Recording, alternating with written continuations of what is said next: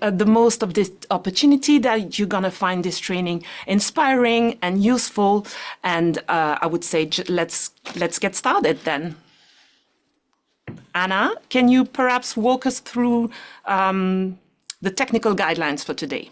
Yes, thank you very much for this introduction. I will be very quick. I am director of the European Network of Migrant Women. We're helping organizing this training today, and my role is very technical. So I'm going to take just 1 minute to remind everyone again that it is very important that your names are correctly displayed in the list of participants. I think overwhelming majority of participants already have their name correct, but just in case, if you're logging in at some point, something went wrong, maybe something went wrong with your connection, you have to log in again, make sure that you have the correct name displayed.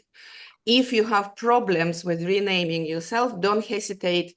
Even if it's very difficult, raise your hand or write in the chat and we will rename you. This is important for us to place you in correct breakout rooms when we start the group work. For those of you who are not familiar with the Zoom, at the bottom of your screen, no matter if you're looking at it from your phone or iPad or computer, you see different icons. So what is important from them, that there is normally it's either will be reactions, or if you don't see everything, there are 3 dots which says more. And if you open these 3 dots, it gives you different functions. So there you can raise hand, a typical sign of a raised hand if you, when there is a question and answer time and discussions. You can also type in the chat your questions, so we'll be monitoring the chat. Breakout rooms, we will place you ourselves. You do not need to do anything. When the group work starts, we will activate the breakout rooms and you will find yourself in another space, unless you are in a break room 1, which will be the main room where we're all together now.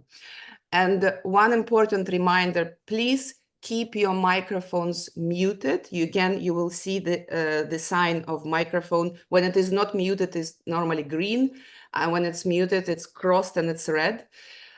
This is very important to keep the background so that without noise, so that everybody can hear speakers clearly. I think this is all from me. Thank you very much and good luck with the training. Thank you very much, Anna. Kerry, would you like to present a little bit MigrationWork, which is one of the co-organizers of this training? You are muted, Kerry. I don't think I'm going to be the last person to do that today. Hello, everybody. My name is Kerry Hutton. I'm speaking to you from the north of England today. And I'm here from MigrationWork. MigrationWork is a virtual organization. We have offices we have virtual offices in the UK and also in Spain, Barcelona. And we work across Europe doing research, doing evaluation and doing consultancy and a lot of learning work with Eurocities over the years, helping cities learn and develop in terms of the various policies they may be developing around integration. We're a not-for-profit consultancy. That is, any of our profit gets donated and distributed to migrant-led organizations. For the purposes of this meeting, we, MigrationWork, are one of the partners in CONSOLIDATE. I personally have been working in one of the communities of practice with 5 cities, looking at one-stop shop coordination mechanisms. So I can see some of those people from the cities already in the room today, and look forward to hearing from others as well about this extremely important topic, gender. One of the projects which we worked on in the past was a project called Connection, and this afternoon I will be doing a very, very brief synopsis of some of the findings that we got from that project, specifically on the topic of gender and integration. So I look forward to that. Thank you very much, Kerry. And I'm Alissa Rabar. I'm Capacity Building Coordinator of the European Network of Migrant Women, which is one of the organizations which co-organized the training today. And we are also a partner in the EU-funded project CONSOLIDATE, which Alexandra mentioned. So the European Network of Migrant Women is an NGO, which is an umbrella of different organizations. We have over 50 member organizations that are disseminated across 27 countries in the European Union. And our members are grassroots organizations led by migrant women who work with migrant women, sometimes in collaboration with cities in their local context.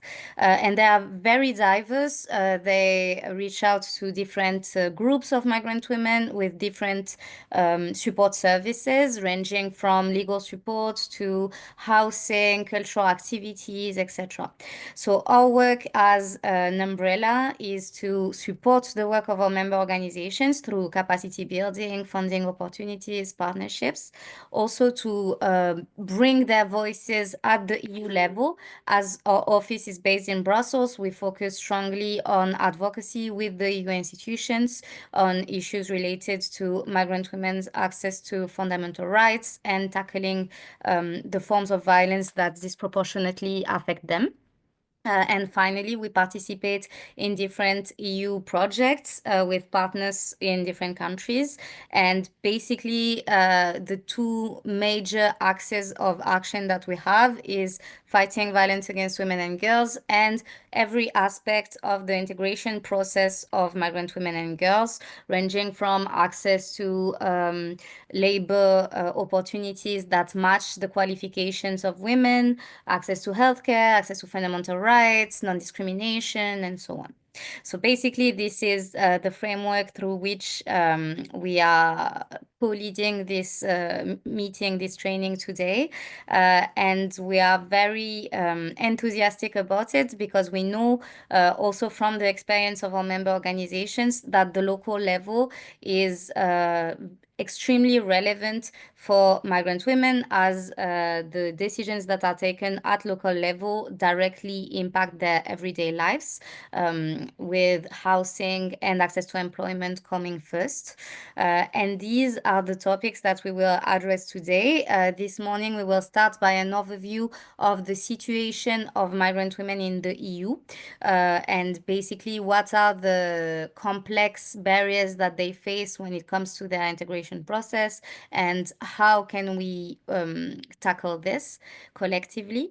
We will also have some guest speakers that will explain the concepts related to women-centered approach, also from an academic perspective. And then after a lunch break, we will have a session where you will be hopefully more active and you will be able to share your views on different issues that were brought by cities themselves related to women-centered approaches for integration strategies. So to start, we just wanted to have a small exercise to break the ice. So I will invite you to go to the chat, open the chat in the way that Anna explained. So you just have to click on the triple dot and open the chat. And please, in the chat, you can write a few words, one word or a sentence about what it means for you, women-centered approach, which is a very broad term, very general. We're going to try and explore it today as much as possible. But basically, when you registered for this training, you heard about women-centered approach. Maybe this is already something that you work with, maybe not. What does it mean to you, women-centered approach? So you can just write directly in the chat, can be, like I say, just one word or a few words if that's easier for you. If you have to leave for a moment, that's not a problem at all. So I will wait to see whether some of you can write in the chat. If you have any issue opening it, you can just let us know and we will explain again how to do that. the idea is really to see our starting point for this training and then to be able also to follow up from your own thoughts during the different presentations that will follow. So for Pamina Lantos, who is from Vienna, it is about a process needed to achieve gender equality. So bringing women to the center is a means to achieve gender equality. Laura says that it's focusing on the needs, the voices of women. There is someone mentioning opportunities, social growth, change of perception as well in society, which is very interesting point. Prioritizing the specific needs, perspectives, and experiences of women in any given context. So here we have the idea of specific needs, which we will explore in the first session, focusing on women perspectives, having a closer eye on this group and the special treatment needed, which is also really interesting to have already this understanding that there is a need for a specific treatment because of the situation and the context of this group. Including women in decision-making processes, that's also something that we will talk about today. And having in mind what it means to be a woman and how different it is. And this message from Angeles Oros is a very good transition to the first session. And please feel free to continue writing in the chat. My colleague are keeping an eye on the chat. But I will directly transition to the first session of the training, which, as I say, is about really understanding what is the specific situation of migrant women in the EU when it comes to different aspects of integration. So you have, several of you have mentioned that there is a need for special or specific treatments. And why is that? This is something that we are going to try and answer now. So basically, why is there a need for women-centered approach when it comes to integration strategies? So first of all, I want to start with reminding that migrant women are not an homogeneous group. So there are different key factors that will make very different experience for different migrant women coming to the EU. So the factors that are affecting the experience the most are mostly the reason for migration.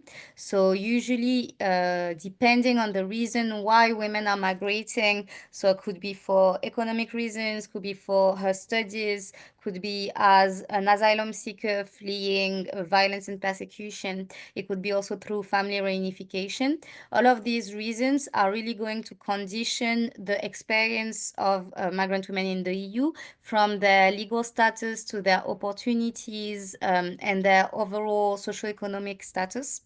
So this is very important to keep in mind. Now we'll go back to that. The legal status is extremely important, of course, because an undocumented woman would not have the same access and the same rights as someone who has a refugee status or a work permit. And studies find that basically the more stable legal status you have achieved, the more access you have to employment, housing, and also political participation and the feeling basically of agency around your life. The level of education and professional experience, of course, plays a role. The country of origin, sometimes when women are coming from countries where there is a high level of women's unemployment in the country of origin, they will also face more difficulties accessing employment in Europe. The family situation play a very important role, especially the care giving duties.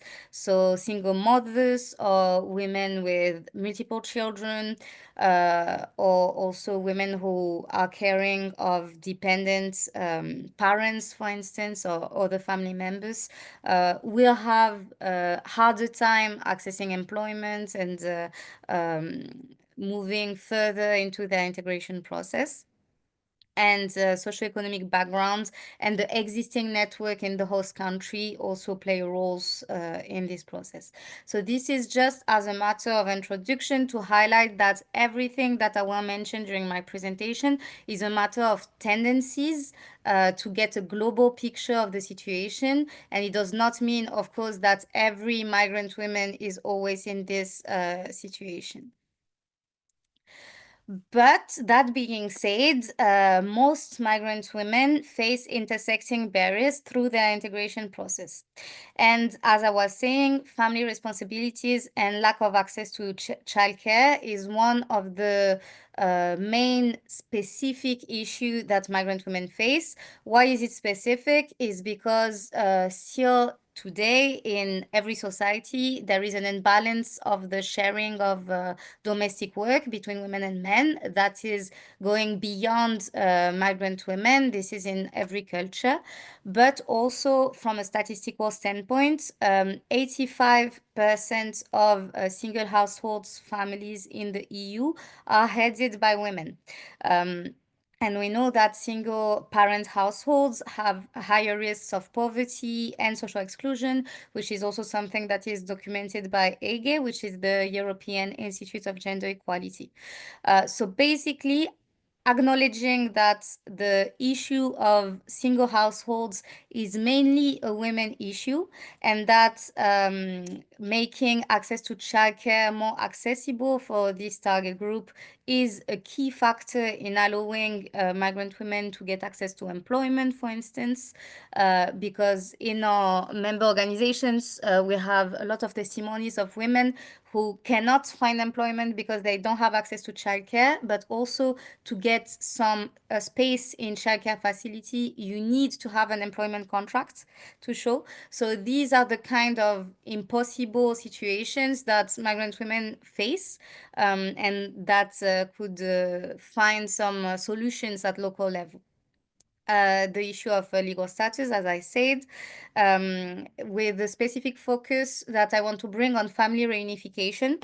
So we know that in most EU countries, women coming through family reunification are the ones that face the most struggle when it comes to integration process, because women who are coming through studies or work permits, they usually already have some skills or professional experience, etc., and they find it easier to navigate the integration process. However, in many cases, women coming through family reunification will not be working right away. Sometimes they have a family to take care of. They don't always know the language. And so usually this group is going to be further away from the integration process.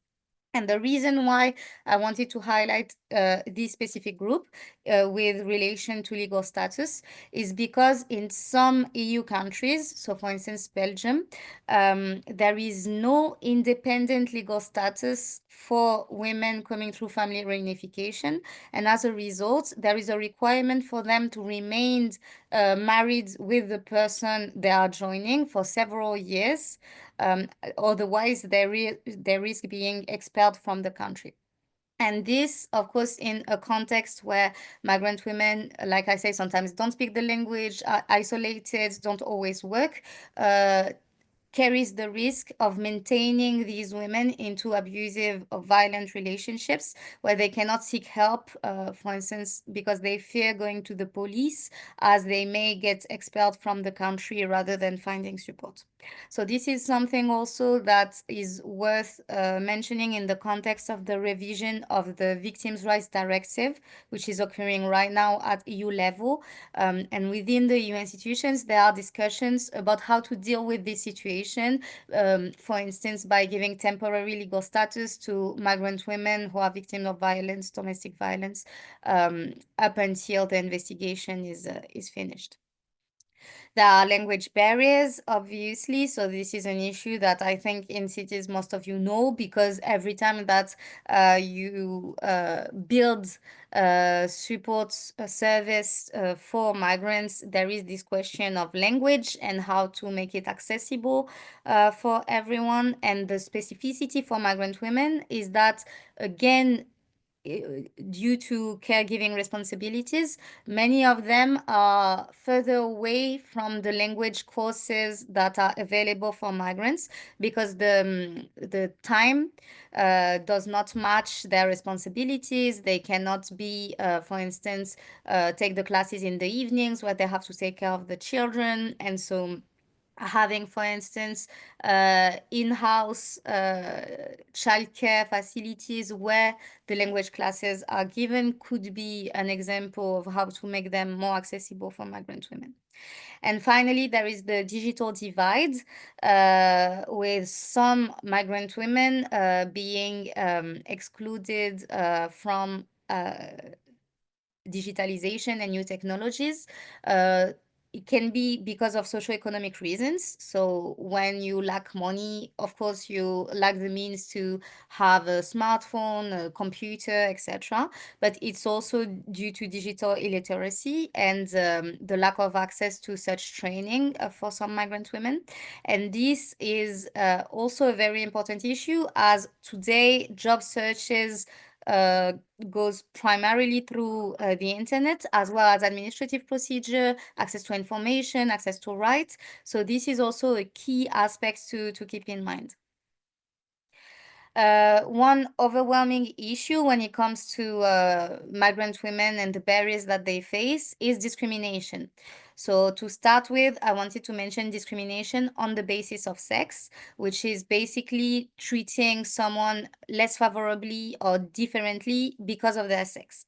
It can happen in various areas. So usually the national law lists the different areas where discrimination can occur. So it's work, education, access to services, access to healthcare, and so on. And some examples of sex-based discrimination can be the salary gap between women and men for an equal job, which is very well known and it's a pervasive issue still in Europe, or the denial of promotion due to pregnancy.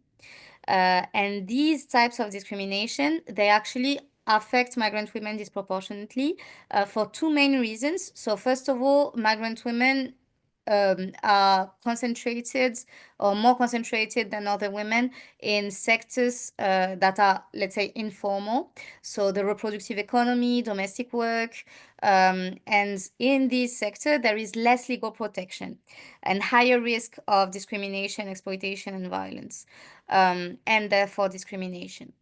This is the first reason. And the second one is the barrier to justice. Migrant women lack access to justice because they lack access to information about their rights. There is mistrust of the police forces, law enforcement, and different authorities. There is lack of means also to seek legal support.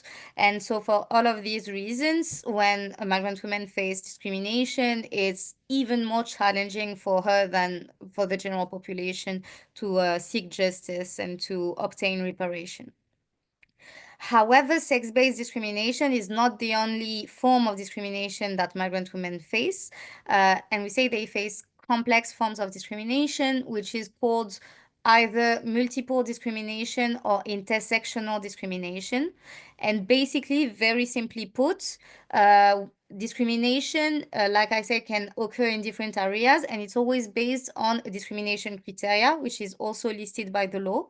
And discrimination criteria include sex, but they also include ethnicity, economic status, religion, administrative status, age, health situation, and so on. And in the case of migrant women, there are several discrimination factors that can come into play. So mostly it will be sex, ethnicity, and religion. There is also legal status and sometimes health situation, etc. And so the situation is that some forms of discrimination do not happen just because they are women, or do not happen just because they are Muslim, for instance, but happen because they are Muslim women, meaning that a native woman from the country or a Muslim man would not face the same kind of discrimination. And so there are a lot of examples of this, and I just quoted in the PowerPoint presentation that, by the way, will be shared with you after the training. An example of a recent studies in France that highlighted that women wearing hijab face 80% more chance to be refused a job interview rather than native women and Muslim men. So this intersectional discrimination remains insufficiently recognized in legal practices. So first of all, many laws address sex and race separately. It's very rare to have anti-discrimination laws that acknowledge the intersectional discrimination. And even in the EU framework, I will go back to it later, there is a tendency to work in silos. Which makes it more challenging to recognize that kind of situation. There is also a lack of clear definitions, for instance, on intersectionality. And also there is a matter of burden of proof, which is really challenging for victims to prove that they faced intersectional discrimination. There is also the fact that intersectional discrimination is often indirect. So indirect discrimination occurs when the effect of an apparently neutral policy affects disproportionately one group of population. So for instance, if I have a rule in my company that people who refuse working extra hours in the evening would get paid less, for instance, and in fact, most of these people are women because of their caregiving responsibility, this can be found to be a form of indirect discrimination. But of course, it is even more challenging to prove in front of a court of law.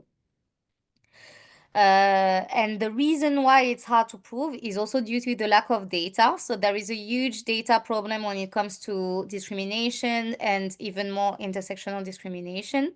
So data collection usually focuses on single categories. There is a lack of disaggregated data by sex, race, migration status, and actually there are also legal restrictions. So in some countries, there is a limitation around the collection of ethnicity-based data.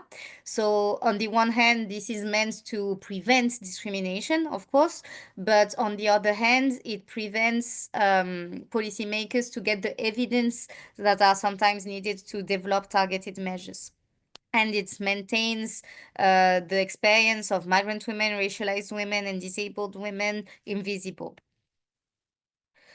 To finish with discrimination, I wanted to highlight the difference between positive action and discrimination. And it's very interesting again, because in the chat, one of you or some of you mentioned the need for special treatment of migrant women. And often we would hear that special treatment of a vulnerable group is a discrimination. However, there is a very big difference between positive action and discrimination, and this is recognized by the EU and international legal framework. And this is basically the difference between formal and substantive equality, which is mentioned in the CEDAW, so the Convention on the Elimination of All Forms of Discrimination Against Women. So basically what is explained here is that sometimes having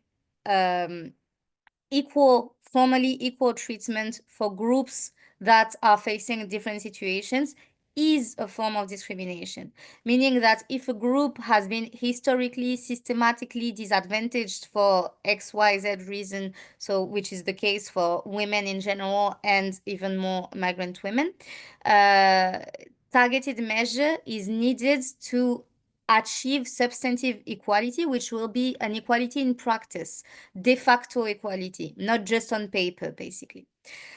So this is why international law protects positive action and does not equal it to discrimination. One form of discrimination, sex-based discrimination, is violence against women and girls. So discrimination is both one of the root cause of violence against women and girls, but also violence against women is recognized by international law, for instance, the Istanbul Convention, as a form of discrimination on the basis of sex. The continuum of violence against women and girls, first of all, we call it a continuum because it's something that usually does not happen alone. Through the life cycle of a woman, the more vulnerability factors she faces, the more she will experience violence, and usually different kinds of violence occur together. So for instance, domestic violence would most often be linked with sexual violence, or trafficking would be linked with sexual exploitation, for instance. Femicide could be linked with domestic violence. Usually femicide does not happen in a vacuum, so there is a history of domestic violence and abuse before amounting to femicide, which is the murder of a woman because she is a woman or by her husband or ex-partner. The migrant women face heightened risks of facing violence against women and girls because of different intersecting vulnerability factors that they have. So I mentioned legal status. I will go more in depth around economic disparities that touch them more, and the lack of economic independence, of course, is a vulnerability factor to violence. And so this is, like I was saying, the vulnerabilities. We always say vulnerable group when we speak about migrant women and girls, but something that is really important to highlight is that the vulnerability is not inherent to the group or to women. It is socially and legally constructed through policies and systemic discrimination. So everything that I mentioned earlier. So for instance, dependent residence permits, lack of access to services, precarious work situations. And so violence, it's very important to speak about it in the context of this training today, where we focus on integration strategies, because it affects every stage of the integration process. So the economic integration, there is a difficulty if you're a victim of violence, difficulty to access stable jobs because you face trauma, or on the other way around, it's sometimes difficult to access stable employment, which makes you more vulnerable to, for instance, sexual exploitation. Administrative integration, social integration, so of course isolation that is linked with being a victim of violence. So for instance, being a migrant woman coming through family reunification and experiencing a situation of domestic abuse at home, you would usually be prevented from going outside, accessing employment, finding support networks, building social connections, and this will of course harm your integration process.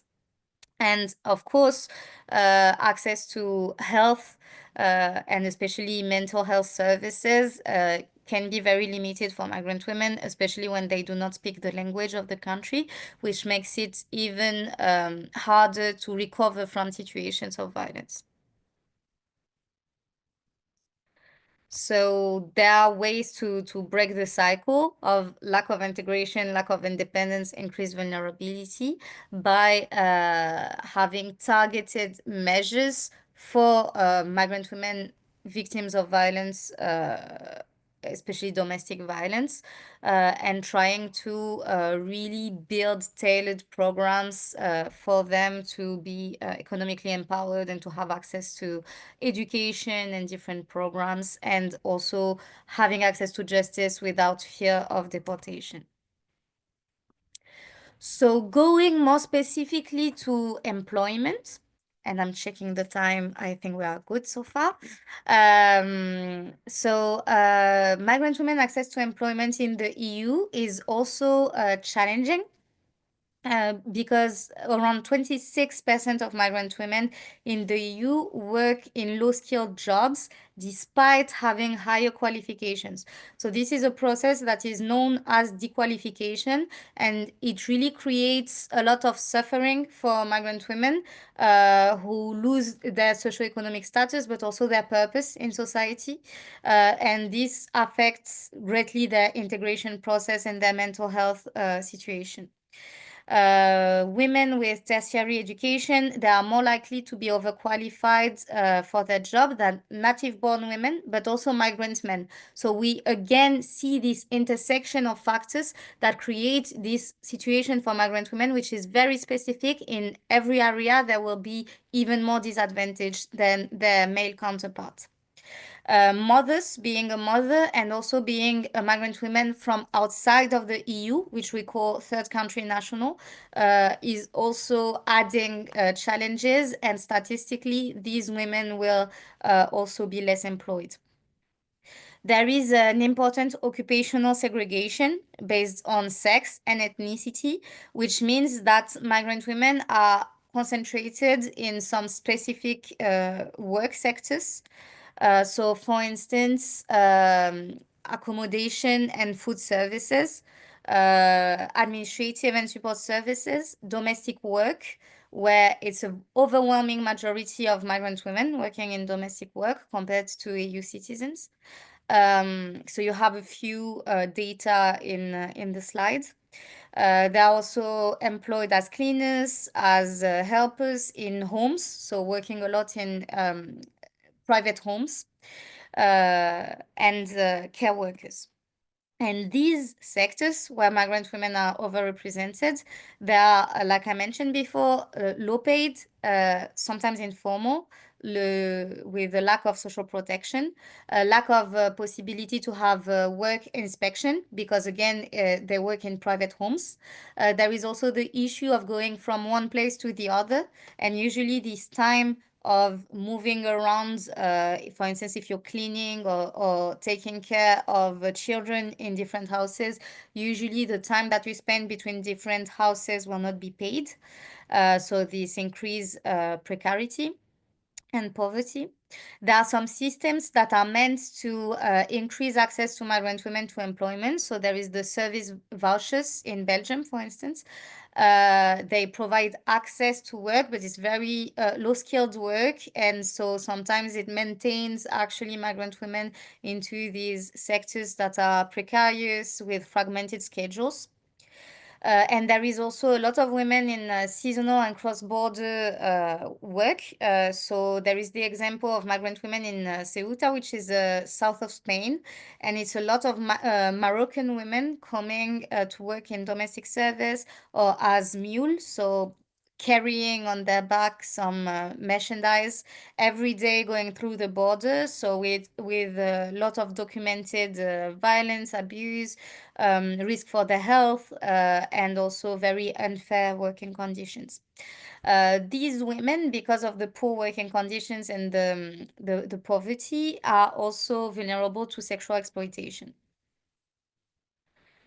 So, in a nutshell, there are many reasons for the dequalification of migrant women in the EU. Lack of recognition of foreign qualification, which is an issue in the EU. Also, the bureaucracy and formalism. So sometimes migrant women don't have access to paper diplomas, either because they were lost during the migration process or because in their home country they rely less on paperwork.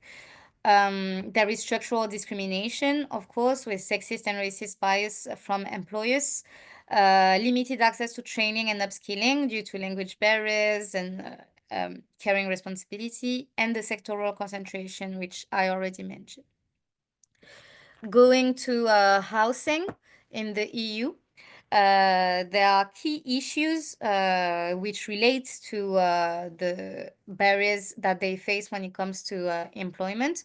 So it's again discrimination And there is a real lack of documentation of the phenomenon of discrimination, housing discrimination, because when we speak with migrant women migrant organizations, or migrant women themselves, there is a wide understanding that this discrimination happens, and there are a lot of testimonies of comments or practices that excluded women from flat or any form of accommodation due to their ethnic origin.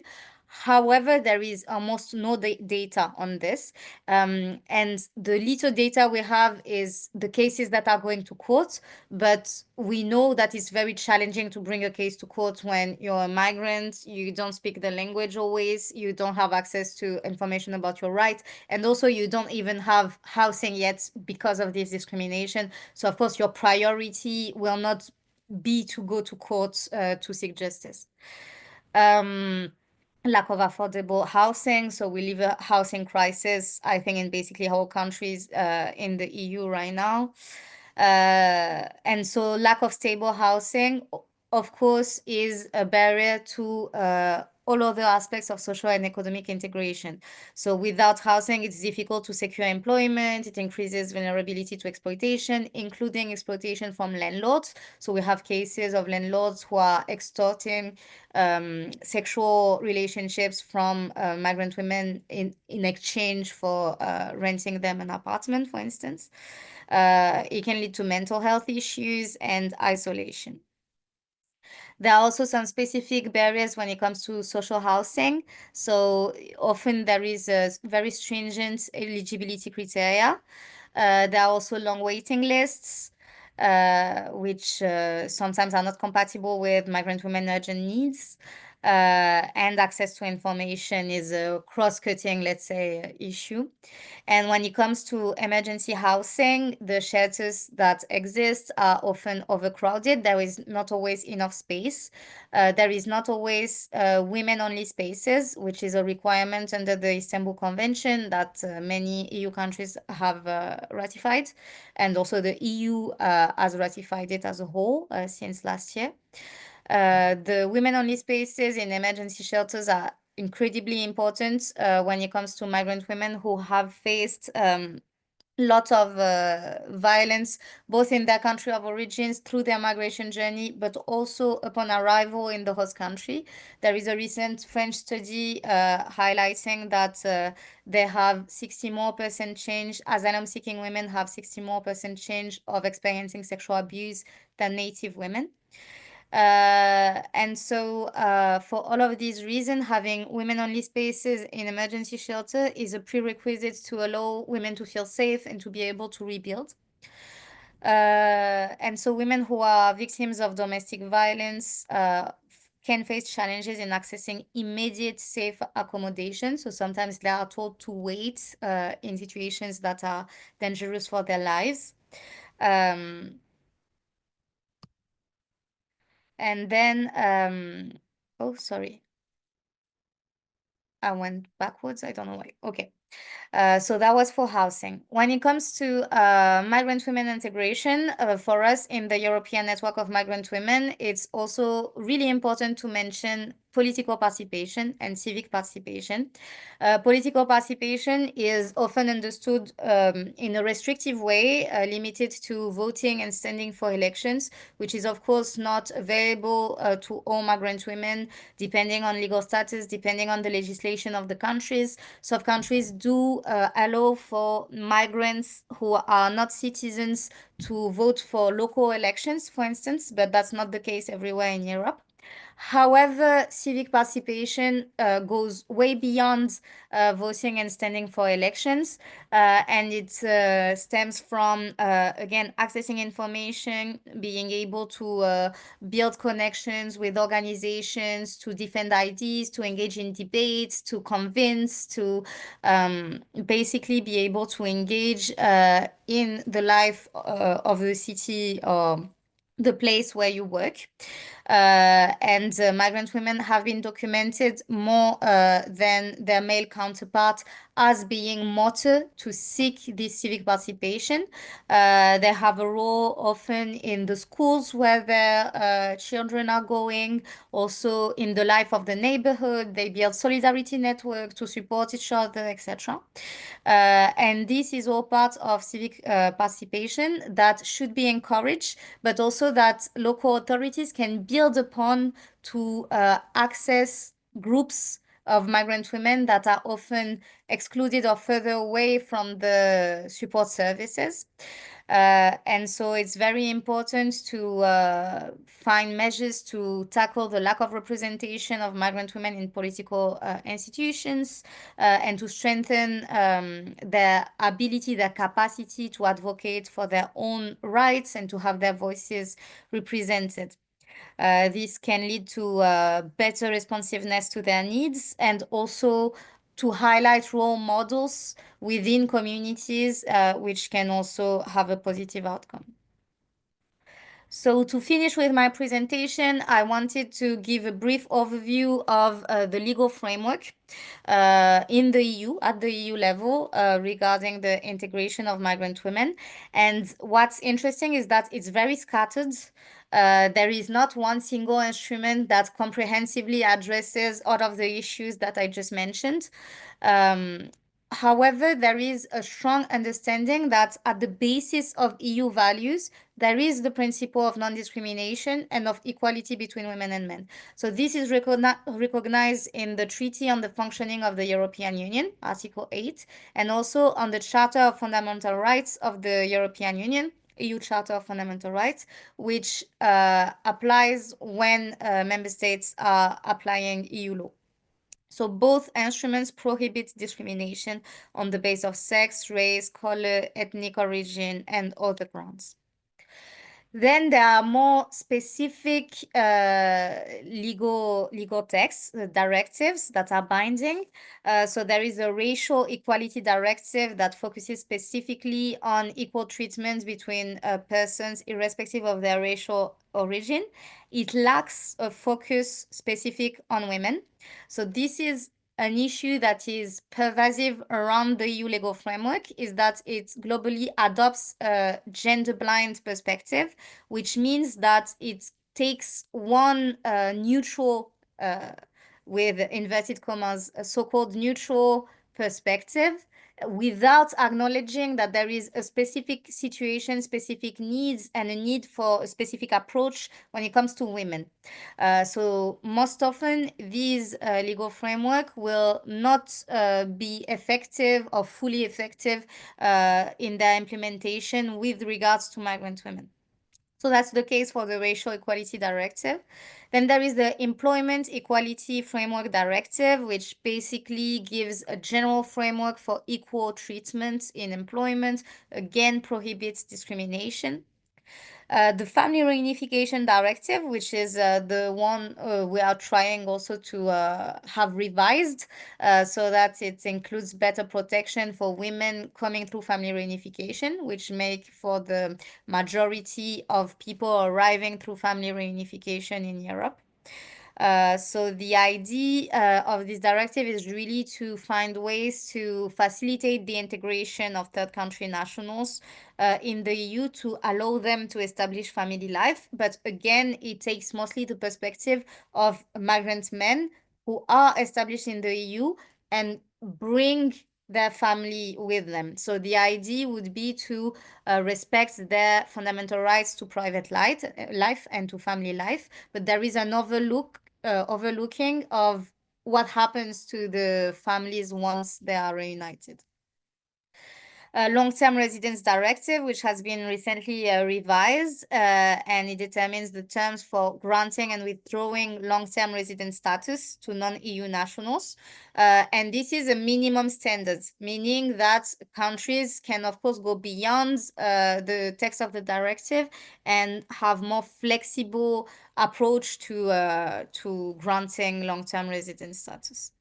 The qualification directive, it relates specifically to asylum and international protection, and basically describes the grounds through which these statuses are accessible, and also which rights are associated with it. And what is very interesting with this directive is that it overlooks completely persecution on the basis of sex. So violence against women and girls is not mentioned in the directive among the causes or the grounds that can lead to asylum. So it has been very inconsistent across EU member states. Some women manage to have asylum granted on the basis, for instance, of forced marriage or female genital mutilation, but it's not the case everywhere in a harmonized fashion.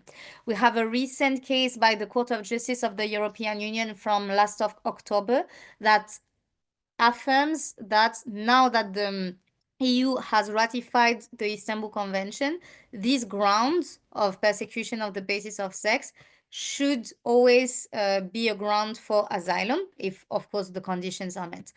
So now there is a need for states to properly implement this. I wanted to mention two legal frameworks that are not binding. So not binding means that it's basically guidelines that are supposed to guide the work of the member states, but there is no legal obligation, let's say.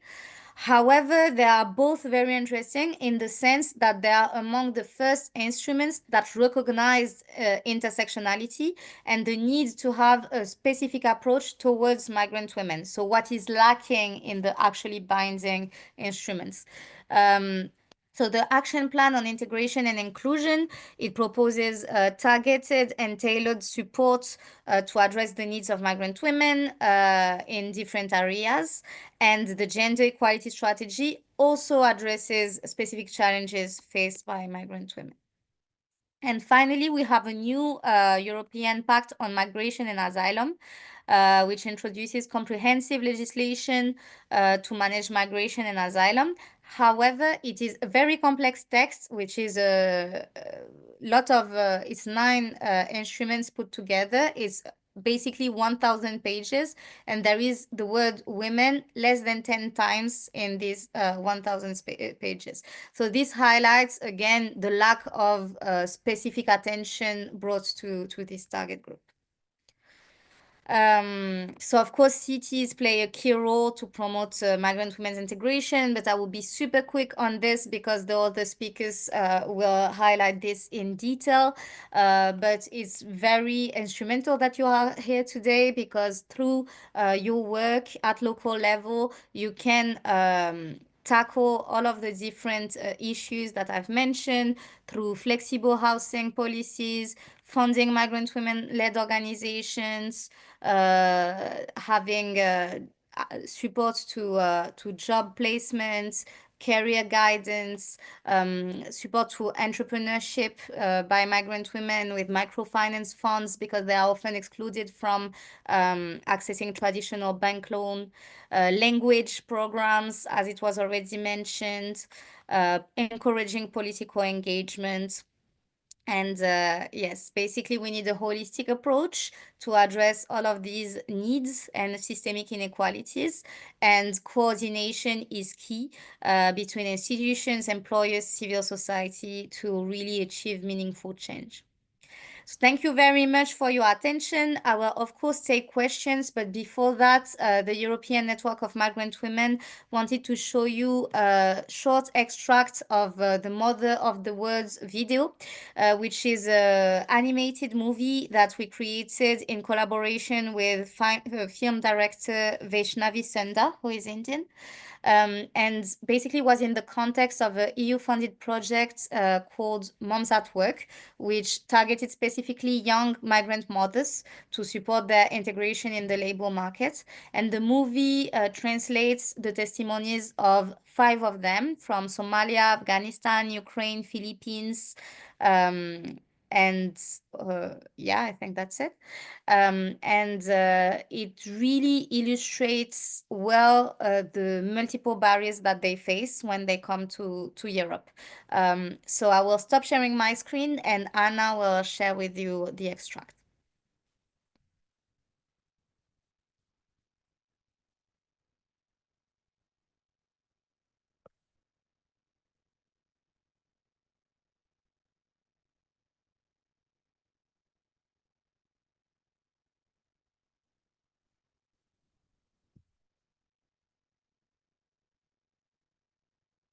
I don't know about others, but I cannot hear the sound.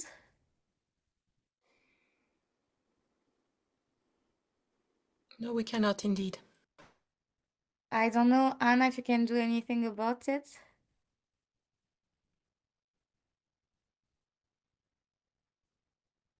It's, of course, because I forgot to unmute myself. Okay, good. Because we tried before. 1 second, I'll do it again. Okay, here we go. Can you hear now? Yes. Kızımla beraber Fransa'da tek başıma pozitif bir hayat kurabilmek yolunda ekonomik, sosyal ve kültürel açıdan birçok zorlukla karşılaşmıştım.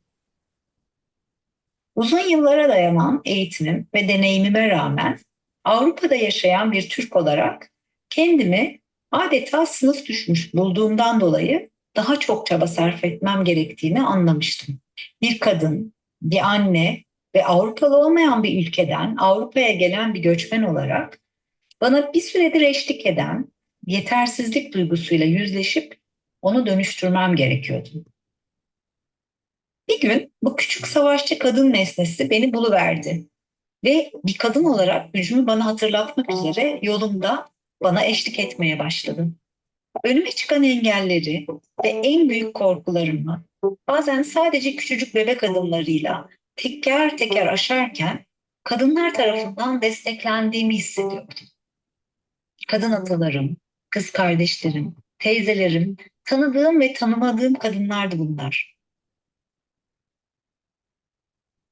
Türkiye'de her yerde gördüğümüz uğursuzluklara karşı bizleri koruduğuna inanılan nazarlığa Türkiye'de yaşarken çok da inanmazdım doğrusu. Ancak köklerimden uzakta yaşarken daha farklı, daha derin bir anlam hissetmeye başladım bu objeye karşı. Bana karşı değil, benim için çalışan, benden daha büyük, belki ilahi bir dizilme olan bağımı hatırlattığı için yanımda taşımaya başladım bu nazarlığı. Tıpkı Amazonları çağrıştıran savaşçı kadın figürü gibi.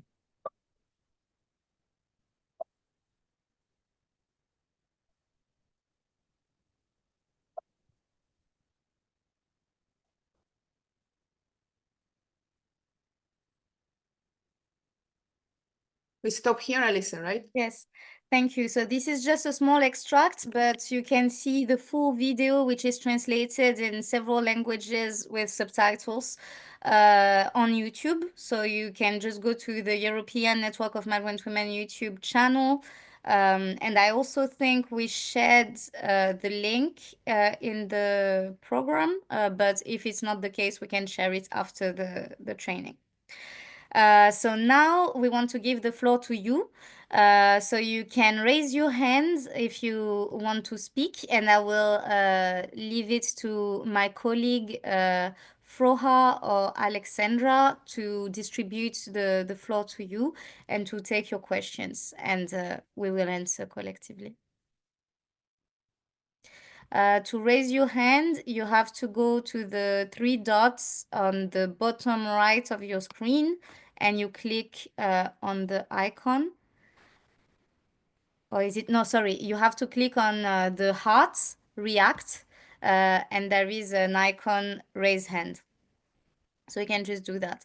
If you're struggling, you can also just turn on your camera and wave, and we will see if we see you. Or you can also write on the chat. And by the way, Anna has posted the link to the full Mothers of the Word video in the chat.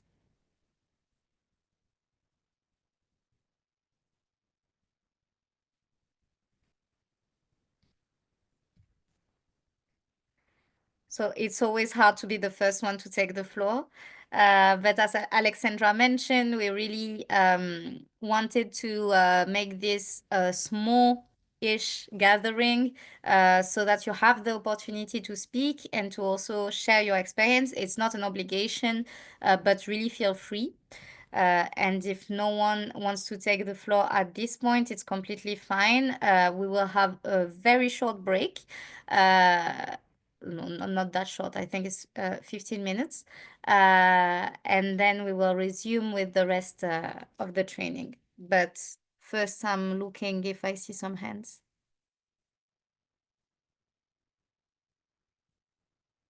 Okay, I see one hand. There's one. Yeah. There's one hand. Karin. We have two. Charlotte. Karin, do you want to put your camera on and Yes, yes. yes. Hello, everybody.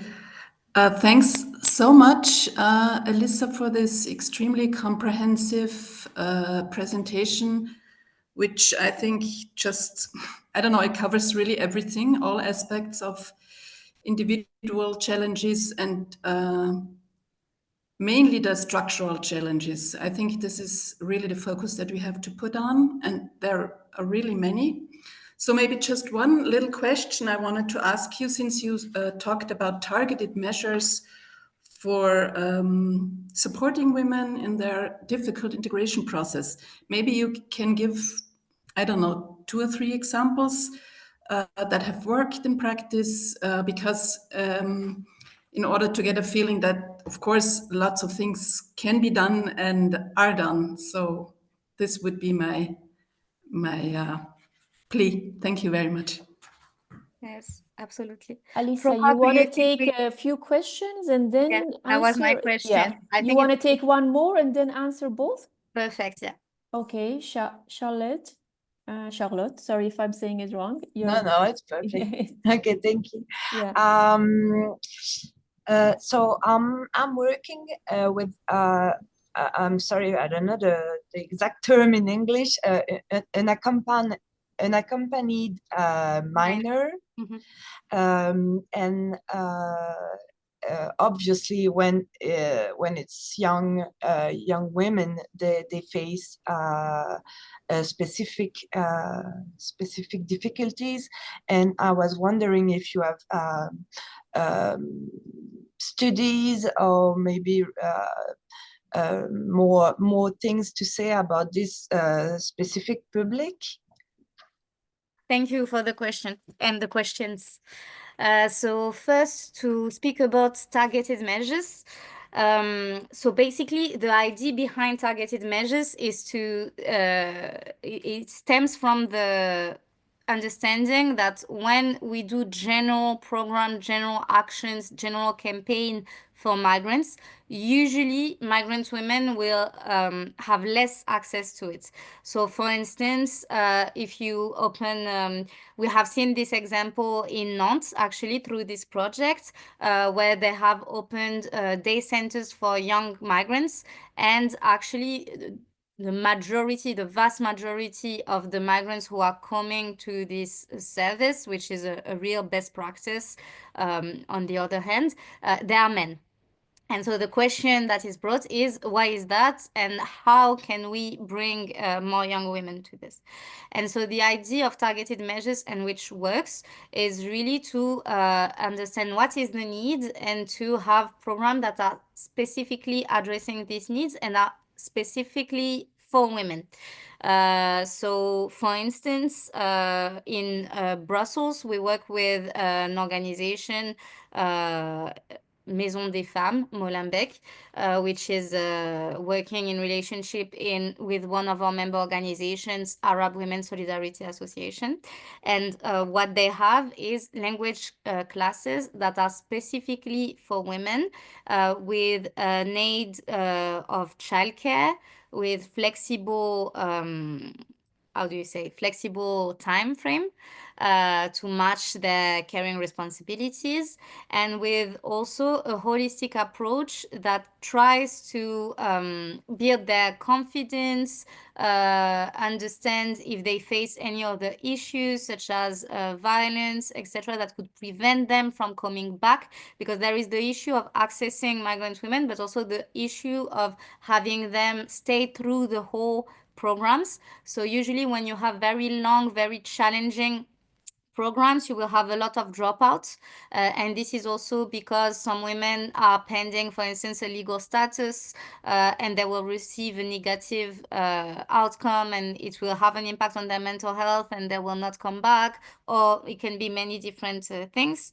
And so the idea with having a women-only program is also to be able to give space for these different issues to be identified and to have both a group support but also an individual support, so balancing it out. And it works very well in the statistics of the Maison des Femmes. There is a rate of improvement of the language skills of more than 90%, and the majority of the women who have followed these language courses have it has led to employment opportunities for them as well. So that would be an example of a targeted measure, targeted program for migrant women. And this is applicable to all of the different areas we mentioned. So this is for language. When it comes to educational or vocational training, having courses that are tailored for women, not necessarily women only, but tailored also in the communication that is meant. So for instance, we know that a lot of migrant women are forced into sectors such as domestic work, cleaning, etc. And we know that there is not a lot of women in IT, and this is jobs that are in development. And even in some EU countries, there is a lack of people with expertise on these fields. So it's a double objectives to really have a campaign that are tailored to migrant women, to bring them into these fields with specific programs to build their competence on this. So yeah, there are actually many examples, and this is also something we can enrich the list of resources that we shared with you already, with some of these examples from different cities, good practices that could also inspire you. So that was for the targeted measures. And then there is also a very interesting question about the girl child, young migrant women or girls that are unaccompanied. It is very, very challenging target group because there is almost no data regarding them. So because we need data that are not only disaggregated by sex, but also by age and migration status. So for the reasons that I previously mentioned, this is almost non-existent. Although we know through the experience of grassroots organizations and qualitative studies that this is a target group that is particularly at risk for many forms of violence, sexual exploitation. The average age of entering prostitution in the EU is 14 years old, so that's underage. Also forced marriage, female genital mutilation, sexual violence. So it is a very important target group, and sometimes it's also a group that falls through the cracks, because in most countries there will be specific support for minors, but you need to be recognized as a minor, which can be challenging, especially for girls after their puberty. Some of them would not be accepted as minors, so they do not have access to the specific support services for children. But it's also challenging for them to have access to employment, etc. So in that case, there would be sometimes undocumented and even more at risk of everything that we mentioned. So there are specific actions that should be taken with relation to this group. So again, we think it's extremely important to have single-sex spaces because these girls, they face, like I said, different forms of male violence against women and girls. They need to have information about contraception and obstetric health, because many of them, unfortunately, will go through unwanted pregnancy. There is a high rate of also young mothers' mortality if they're not informed properly about their situation. So there really needs to be a focus that is extremely specific, because not only they need specific information, but they need it in a way that is accessible, not only in terms of language, but also in terms of understanding. So it needs to be easy to understand, accessible terminology, pictograms, etc. And it needs to be provided in spaces that feel safe, so that are intimate, and usually that provides other activities. So usually from the testimonies that we receive of women and young migrant women in particular, it would be space where they get to meet people, they get to, you know, share drinks and discussions, and not only arrive into a cold office and be put in front of a person that they don't know and having to tell their whole stories, sometimes over and over and over again. So there is also a need to build an understanding within support services that a trust relationship needs to be built in order to achieve positive outcome. So these are just a few thoughts on top of my mind. But again, thank you for the question, because this is a very important group that is really vulnerable and really falling through the cracks. So it's really important to have this focus within the CCs and to try and brainstorm how to reach them specifically. Thank you both. I hope I understood, I answered the questions. And now I think we're good for a break. So we will resume. Froha, you're the timekeeper today, so please can you let us know what time we are finishing the break? So we will come back in 10 minutes at 11:25. So it is now 25 past 11. So hopefully everyone has had time to get their coffee and water and everything they wanted. And so we will resume. So I really want to thank Eleonore Kaufman and Sue Lux for being with us today. So I think Eleonore Kaufman will be the first to speak. You are Professor of Gender, Migration and Citizenship at Middlesex University of London. Thank you very much for being with us. The floor is yours. Thanks very much, Elisa. Just wanted to say, yes, I'm going to speak first, and then Sue will kind of respond on what is to be done, what should we do, I would say would be some of the questions that she will pose to some of the issues that I will raise. And interestingly enough, I think that this is an issue that is becoming increasingly visible. It's been there for decades, but it seems that some of the policy level organizations are starting to take a re-looking at it and are publishing analyses of what has been done, but rather what has not been done. And I think this is where we want to intervene. So Sue, could you next slide, please? Right, here we go. Okay, so I just wanted to start off talking about the fact that we have to recognize the diversity of migrant women that we're dealing with. When we talk about integration at a local level, at an urban level, not only is there not one size fits all, but there's a huge diversity. And we see this in all the activist work we do, in the research that we're doing, etc. So we need to recognize the diversity of their characteristics and their backgrounds, their age, their class, which is often not talked about, their educational level, their linguistic competence. And here we can range from women who hardly can say very few words to those who are completely fluent, and raises issues about the level of linguistic competence. Their nationality, their occupation, marital status is obviously very important, and particularly parenting, which we'll also talk about, because having children in terms of integration also changes things. Now, all of these make a difference to their needs, to the types of support that they require from the local level, and their ability also to use the support that they receive. But in terms of diversity, we need to think about different forms of entry.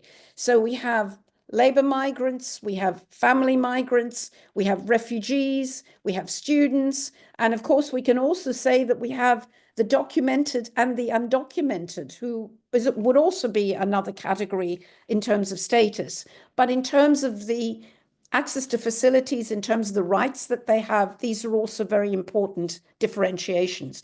Now, they may generate specific issues depending on how you've entered, but others may in fact be shared. So non-labor entry in particular may mean in some countries that they do not have immediate access to the labor market. And this has certainly been a big issue in a lot of European countries. Or that it depends, of course, their access to the labor market is conditional, that it depends on the needs of the labor market. And this is particularly the case for family migrants, where a very large proportion are women. And it also has implications for asylum seekers and refugees, because we also know from a number of studies that refugee women are often pushed into sectors where there is a need in the labor market, such as caring, but that doesn't take into account the qualifications that they have. So what we're generating is a huge amount of de-skilling. Next. Okay, so following on from that, we have the issue of qualifications and access to services. So particularly amongst family and refugee women, there may be a lack of recognition of their education and their skills, because we have a certain image often of migrant women. And we therefore don't really recognize the overqualification of migrant and refugee women in the employment that they're directed to. So I've already given the example of women being pushed into the care sector, particularly in through family and refugee routes, even when they're highly qualified. And if we look at some of the recent flows of Afghan, Syrian, Iranian, and Ukrainian women, just to mention a few, we show that many are highly educated and de-skilled in what they're doing. So we need to take into account the different educational levels and their needs in relation to access to services and incorporation in the labor market, the different levels of contacts that they have with others and institutions, especially those with children. So Sue and I were just talking about this, that you find that many women will have access to others through their schools, because they meet other parents. So being a parent often gives you certain access to others. So we need, I think, what I'm arguing here is that we need to question our assumptions about who migrant women are. And this applies both to the local authorities, it applies also to the civil society organizations and NGOs who work with them. Next. So we need to take into account these differences that I've already mentioned, such as education and class. And we need, therefore, to develop an approach that listens to the voices of diverse migrant women, their needs and their experiences, and their agency also in creating assets. And by assets, we can talk about, for example, their sociability, their access to services, etc. So what we really want to insist is that we should ourselves not engage in gender stereotyping. Now, women often use to their advantages publicly available assets and resources and places of encounter relating to their children. I've mentioned schools, but they could be clubs, they could be within their neighborhoods, all kinds of ways. Now, we need, by those deciding integration policies, therefore, to understand the reality of the situation faced by diverse women. There isn't a one-size-fits-all. And this was an issue that was raised by Noor at the Eurocities conference in November 2022, where she made some excellent points about the need to move away from gender stereotypes. So the question that I ask, and that hopefully Sue will follow on and seek to answer to some extent or make some suggestions. So what can public authorities and civil society organizations do to facilitate access to services and resources? So I'm putting that out as a question at the moment, and Sue will come back and try to answer. Next. So policies have tended to focus in relation to integration onto the labor market. This has been, as the European Migration Network report of 2021 mentioned, this has been the main area where both national authorities and local authorities have often, and regional authorities as well, have often tended to focus on, but without recognizing the diverse situations and de-skilling experienced by migrant women, and without taking into account, of course, the discrimination that they often face and their familial and caring responsibilities that may prevent them from accessing services.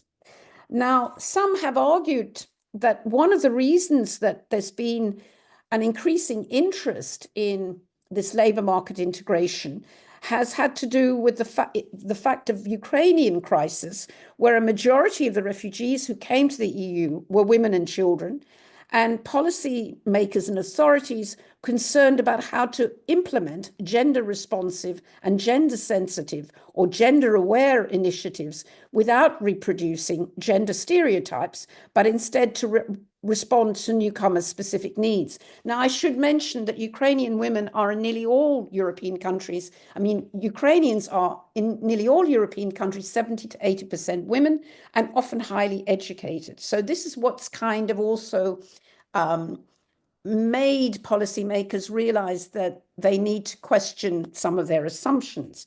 And three key issues that were raised in a report also that's been done by CEPS, the Brussels think tank, as part of a project called IT Flows, is that they raise three issues that we should think about: the overqualification of migrant women, the intersectional discrimination, so the relationship between gender, race, class, age in the labour market, and the care responsibilities as a barrier to the labour market participation of women. Next.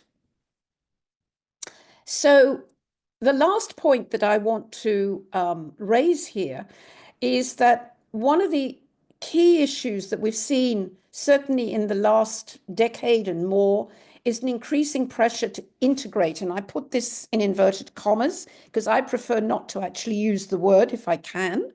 I prefer a word such as settling in, because settling in gives a sense that the migrant also has more agency. And I think one of the problems that we do need to bear in mind is that integrate is often a one-way street, and it shouldn't be, but it often is, and therefore demonstrate that they've acquired language competence at a stipulated level. So there's been a huge push on integration measures, particularly through, on the one hand, linguistic competence, and on the other, of course, participation in the labour market.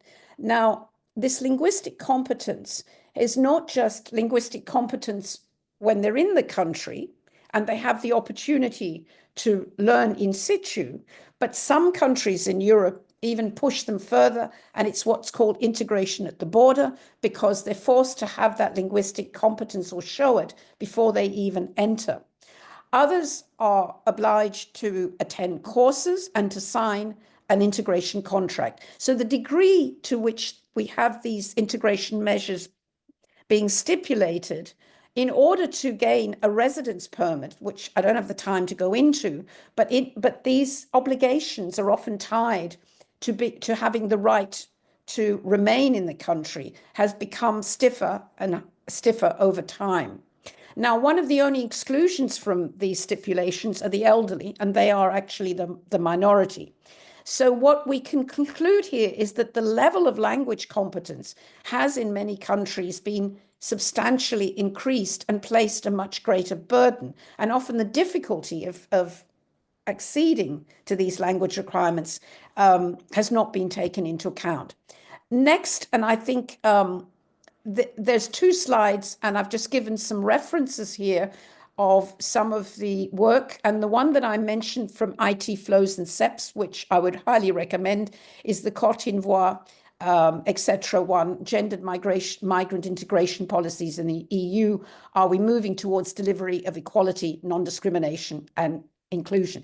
There's another slide with references, and then it goes on to Sue's responses to some of the questions that I've posed.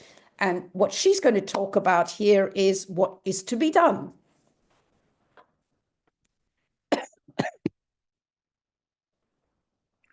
Yes, I think to be honest, what I'm doing here is I'm hoping that we've got a group of people working in cities interested in this issue, and I'm sort of posing questions really that I think that any city administration answers. I realised as after I'd written this, and I was thinking about it last night before the session this morning, that to a certain extent that's a bit of a politician's approach, but that's because I am a recovering politician. You know, I appreciate that most of the people in the virtual room are actually people who have to make things work as opposed to ask difficult questions. But let's see. I mean, let's go through. So I think the first question that poses for anybody working in this area is, how does the city know, or how does the city find out about the migrant women it's got? And in particular, how do you identify the groups of migrant women that you know less or nothing about, and how would you be able to find out more about them? And this, of course, raises this whole issue about well, first of all, about collection of statistics and the difficulties that are posed by that, because, you know, for quite a lot of administrations, collecting statistics, for example, on ethnicity has been a forbidden area, really. But obviously, with the rise in gender mainstreaming, there's there's a real demand to disaggregate, at least on the grounds of gender. So, but what else do you need to know about? You need to know about class, you need to know about educational level, you need to know about occupation, you need to know about marital status and parenting, because all of those things are things that affect the trajectories of migrant women. And you need to think about how you can fill the gaps if you haven't got a brilliant system like Vienna, for example, that produces this annual digest of disaggregated statistics on migrants in the city. And really, I think the bottom line is you have to embed the need to know in cities, in their administrations, and in the work they do. And you have to, and for that, engagement with migrant communities, with their organisations, and also, you know, keeping a weather eye on the fact that some of those organisations may not be particularly friendly to or open to women, and so needing to also engage with migrant women in other places as well, because that's one of the key ways in which you can fill those gaps. And working with community researchers is something Eleanor and I are doing at the moment on a project, is one of the sort of key ways of doing that. But I do think that there is an issue there about what are you looking at, or in a sense, which direction are you looking in? Because it's a constant problem with working with city administrations on migration, that there is a demand to know, you know, well, how many people, you know, how many people do we need this service for, etc. And in answering that question, people inevitably look backwards rather than forwards. And that leaves you completely unprepared for the next arrival. You know, mass arrival of people and so on. And so you reinvent the wheel, as we have found, in order to deal with that. But the other side of that question is, how do you find out about what migrant women are doing, thinking and needing and so on? And that is about how accessible are all the services that the city runs, or funds, or promotes, or cooperates with, to migrant women. You know, how accessible, how welcoming. Are you testing that? Are there ways in which you can find out from people how they feel about those services and why they're not using them? Eleanor touched on this issue of stratified rights, that different people arrive through different bits of immigration law, if you like, and as a result have more limited rights than others. Typically, family migrants are very often excluded from a range of services and benefits for at least a period of years. And also quite a lot of labour migrants are also excluded. They're expected to manage on their own resources or bring their own resources with them or whatever.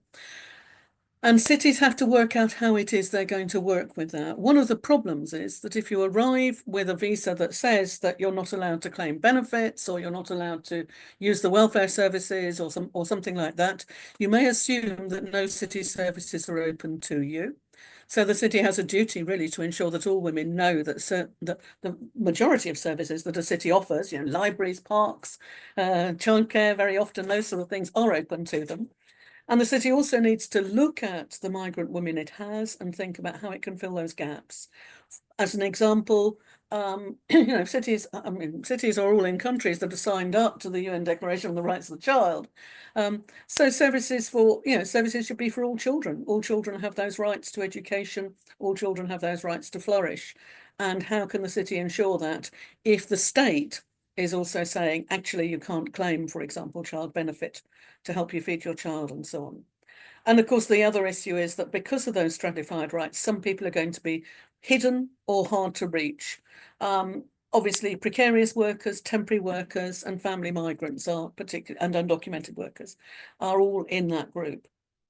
And the other issue is that where access to right depends on the status, that empowers abusers and exploiters within the family. You know, the fact that your visa depends on your husband may well give your husband, you know, an abusive husband or whatever, more power.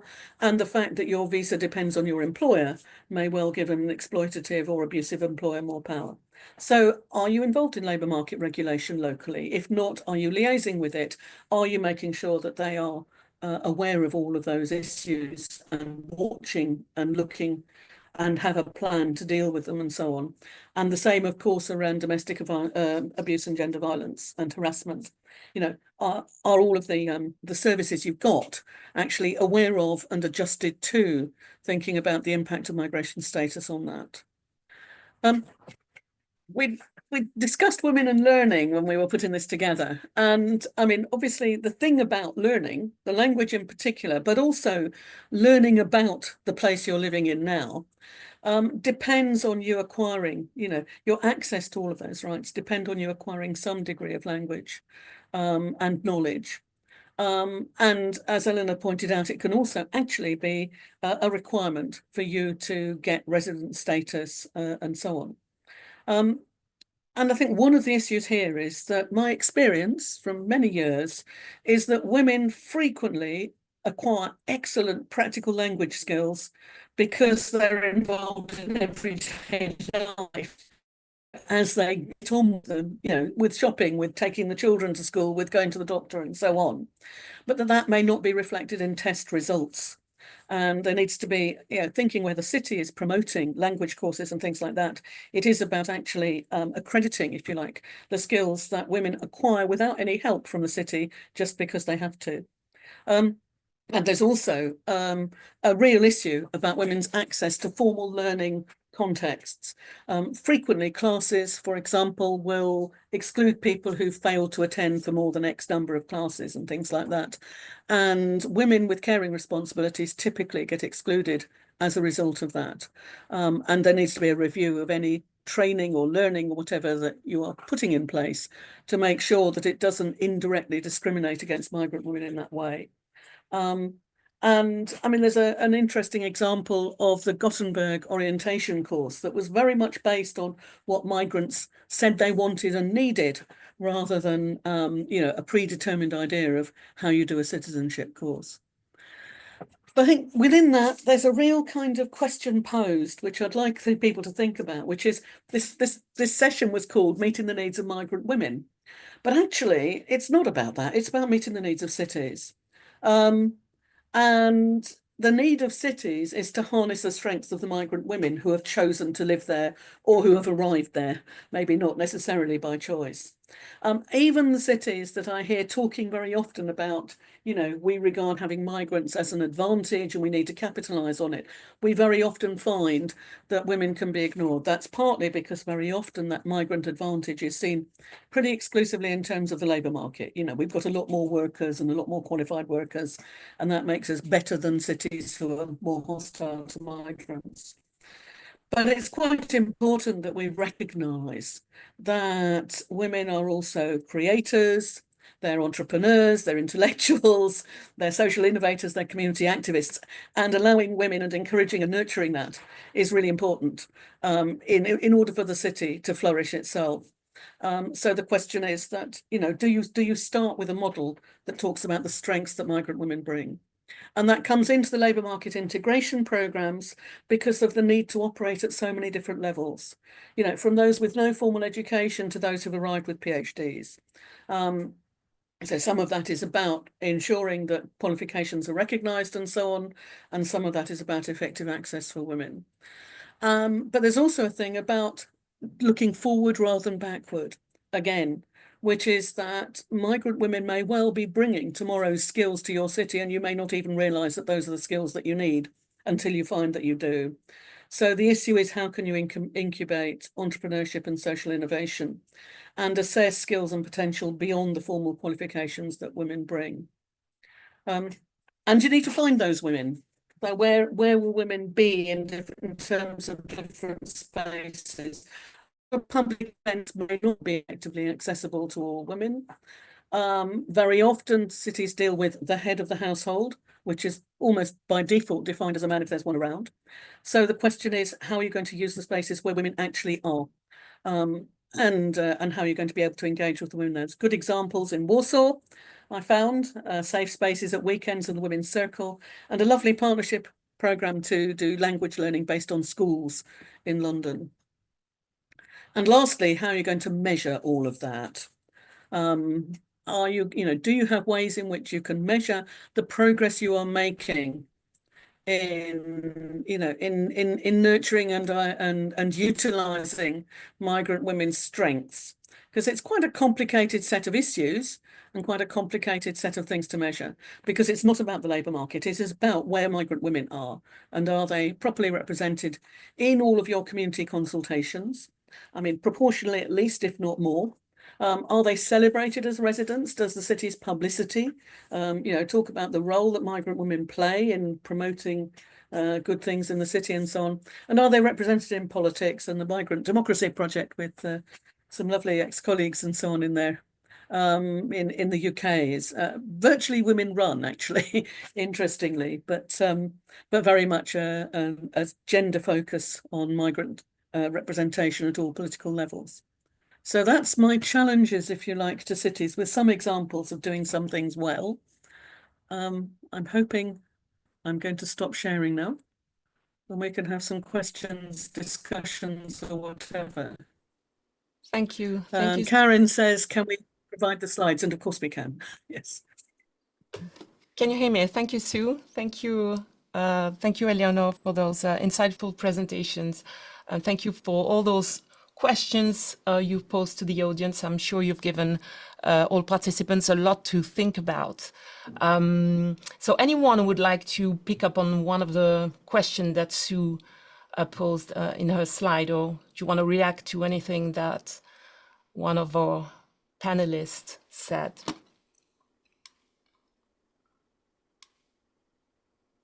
Remember, you can pose your question in the chat or use the react button.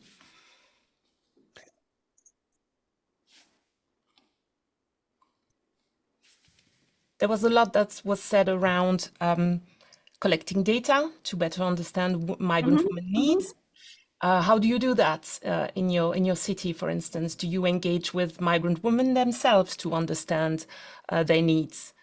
Would you like to share your experience in your city, or any challenges? You have two brilliant brains here on the panel, so do not hesitate to pick up the speaker's brain on your challenge.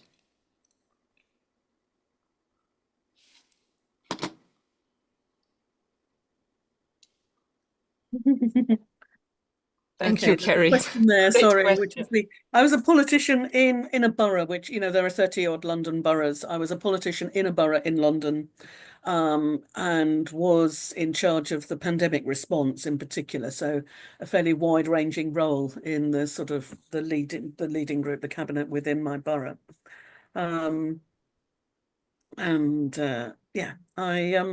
In terms of, I suppose that, the pandemic was one of those things, wasn't it, which threw into very, very sharp relief so many different things that were wrong with the systems that we had.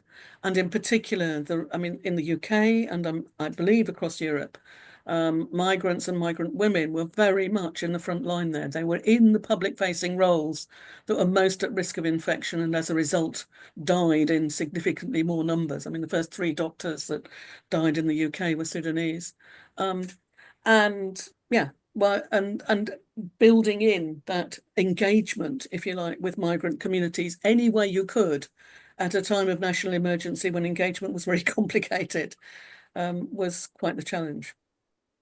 Can I just maybe add that I think one of the things we're saying is that there needs to be a sort of a curiosity and a desire to know whom your population is. And Sue and I first collaborated 20 years ago, if I may remind you, because I'm a resident of her borough. So we don't live very far from each other. But it was a project which was led by curiosity to know who was the population of the borough. And you can sometimes need, because you're not going to get that from official disaggregated data, but there's ways of doing it more creatively. And I think, so what we're both trying to say is that there needs to be a will from the local authority to want to find out who its population is, because disaggregated gender data, by the way, has been something that has been a call for decades, and it's happening, but very slowly and very unevenly. So I think this is what we're saying. It goes back to a will and a way to find how are you going to engage, because you can also do it more creatively at community level, not just through mega kind of statistical means. I think we've got two hands up and Two hands up, yes. Gabriella in the chat. Kaja. Can we start with Gabriella and then Kaya? Okay, yes, you can see me now. I am from Vilnius district municipality from Lithuania. And I wanted to maybe share the bad practice that we have, because the work of the so-called integration in Lithuania is very new thing. Our society has been seen, up until now even, very homogeneous, let's say. So, you know, mainly only local people exist and that's it. And now that I have started collecting the, you know, even the raw data that exists, we do see that even in a, let's say, we have elderships. So let's say even in an eldership with 17,000 people, we already have almost 2,000 that are of foreign origin, which was a shock to everyone because no one knew that. And that's what I noticed is the problem, that apparently we, at least my municipality, we do have a lot of, at this point, let's just talk about people in general that come to Lithuania, but they are not heard about, they are not known about. Maybe the only ones that we do here is Ukraine, obviously because of the war, and Belarus because it's our neighbor. But other than that, here is more like an idea that if you're a migrant, let's say, if you escape from war, doesn't matter. If you come to this country, and like you mentioned that, for example, you are educated, you have qualifications, but you still work as a carer, let's say. It is seen by population that that is what you deserve because it's a job. You have to be happy about it. So that might be the issue, because if you come to this country, you are expected to learn the language, which is Lithuanian is very difficult, and the government institutions don't provide support to learn it. And you are seen as, you have to be thankful just for being allowed to work here. So that would be all from me. Thank you. Thank you, Gabriella. Kaya? Hi, hello. Let me switch off my camera. Hi, so I'm Kaya Skowrońska. I'm from the city of Nantes. Some of you already know me, and the ones who already know me also have a certain idea about the challenges we're facing with our current project and the inclusion of migrant women, and especially young migrant girls, because the project I'm in charge of is targeted towards young migrants. And something that you've mentioned, which I find resonates with what I'm doing right now, is the question of who's using our services and who's not using our services, and how do we find that out? And I'm currently working on data collection we will have an annual report of our activities in our Center for Young Migrants. So I'm obviously including the idea of having disaggregated data as much as possible. That will, of course, depend on which structures actually collect those data, but I'm doing my best there. But one question that I had is about the people who are not using our services, because of course it is possible to find out about the young girls who are using the services. We will have that data, we will be able to disaggregate them by age, by status, hopefully. But the question is, how do we find out about the people who we do not see? Where do we find that information? Because for the moment, we know that girls are using the services less than young boys. but we don't know where to find them. And so that was of course, we talked a little bit about the colleagues who were in Nantes about, community connectors and how to reach out. But if you have any other ideas, other examples, I'll be very happy to learn about them. Thank you. And Ramute? I hope I pronounced that right. Ramute? Yes, that's okay. Thank you. I would like to share my ideas that I see in Lithuania. I'm from Lithuania, as my colleague Gabriela. And the biggest problem that I see actually in our society is the attitude towards migrants, towards migrant women. And maybe there are some examples of how to change, how to attract local people in helping migrants, how to change their opinion about migrants that they would like to help them as well, not to just think about them in a negative way. Thank you. Thank you. We've got some questions in the chat. One is about the labour market, good examples. And I think Kerry has responded already to say there's somebody coming to talk about example in Berlin this afternoon. I suppose, yeah, one of the others, certainly a programme at CIFE in Fuenlabrada, which I think is probably over by now, but was really keen on encouraging entrepreneurship amongst migrants, not just women, but had a large women component in there. And they were, that's one of the ways in which you can uncover a lot of talents that otherwise wouldn't become, wouldn't become apparent, because very often there's a mismatch between the recognition, if you like, of the skills and qualifications of migrants in the formal system. And entrepreneurship is one way of uncovering that. I know Eleanor's Middlesex did a thing on migrant entrepreneurship a while ago, saying that it was interesting that the professionals were generally, very often going into entrepreneurship because they couldn't get recognised here, but that they were less happy with that as an option than many of the non-professionally qualified people who were going off to set up quite sort of low level, necessarily sort of one person businesses and so on, because for them, for the second group, it was a liberation, if you like, from the workplace. But for professionals, it was about the loss of status. In fact, one of the things was that we've also know that many women try to go into entrepreneurship because of being discriminated in the mainstream labour market. Mm-hmm. So, there's also quite a lot of evidence of that. So I think it's interesting that you've talked, that we need to not just look at labour market in a traditional way, but include entrepreneurship of different kinds within. And what in the UK is known as social entrepreneurship, i.e. setting up absolutely facilities and things like that as well, which very often is a huge skill area that women bring with them because they've already had to do it to get here and so on. There's a couple of other questions here, which is one is about where to find the women. Well, I think we've talked about engagement, really. It is to, to work out where women are going and where they are and be able then to engage them in those spaces.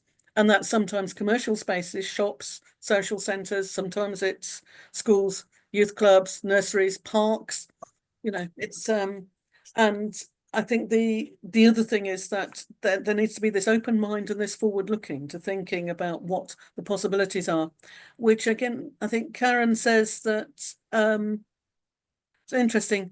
We often start our policies from the deficit and weaknesses. And how do you start from strength, I think, is the real challenge. It is how do you assess people, not as a bundle of needs, but as a bundle of potential. But this has also got to do, Sue, can I say this comes back to recognising the diversity and also recognising that women have a lot of qualifications, which may be both formal, educational, but also other kinds of qualifications. And that's, I think, what Karen also means is because you don't start off from a deficit model, but one which is a much more positive model, seeing what they bring rather than what they need. As of course there are needs, but, in a sense, that's not the only thing. There was the other question, the major question of how do we deal with this issue in a time of major political challenges? And the US, well, we wouldn't be having this conversation probably, I think. We might be closed down in the US for all we know. But I think this is also challenging in many European countries as well, is the relationship also between the local and what's happening nationally. I think for cities, there's a framing issue, isn't there, which is much, much wider than migrant women, which is that cities have to be places where we all grow and thrive and feel safe. And that is a universal value, if you like, that we all hold and fight for. And that then is the sort of whole, I mean, how we translate that into practice, given that, we're sort of in the eye of the storm of quite a lot of the attacks on that model, if you like, of the city, and people who would like to see us, excluding large numbers of people from rights, treating it as though, rights are a pie, and if they get a bigger slice, you get a smaller slice. So very much it's about framing, and it's about our city leaderships. And I have to say, we're not doing badly in Europe in terms of city leaderships, actually. There are some really, really impressive city leaders around. And a lot of them are very much saying, yes, this is who we are. And we're not going to look at the model across the Atlantic as a way of governing, because we don't think that bullying and making people feel unsafe and angry is going to take us where we need to be. I think we just have to sort of hold the line on that. I'm sorry, it sounds like a very weak thing to say, but actually it feels like it's the major challenge. No, I think also because the city is, the first level that you access services, that you socialize with people. It is really important, I think, here that there's a positive message from city leaderships. I think that is really important. Not necessarily that it's only at the political level, because it also extends to how you deal with civil society organizations and the role they play in the city. I think Karen's got a really interesting point about how do you do strengths-based assessment, as I would call it. Yeah. But also not forget the need for targeted measures. So that, but in a sense, it's the two do go together. Because if you say to somebody, what are your strengths? And then what is it that you need in order to exercise those strengths, to their full potential, then those are the targeted measures that you need.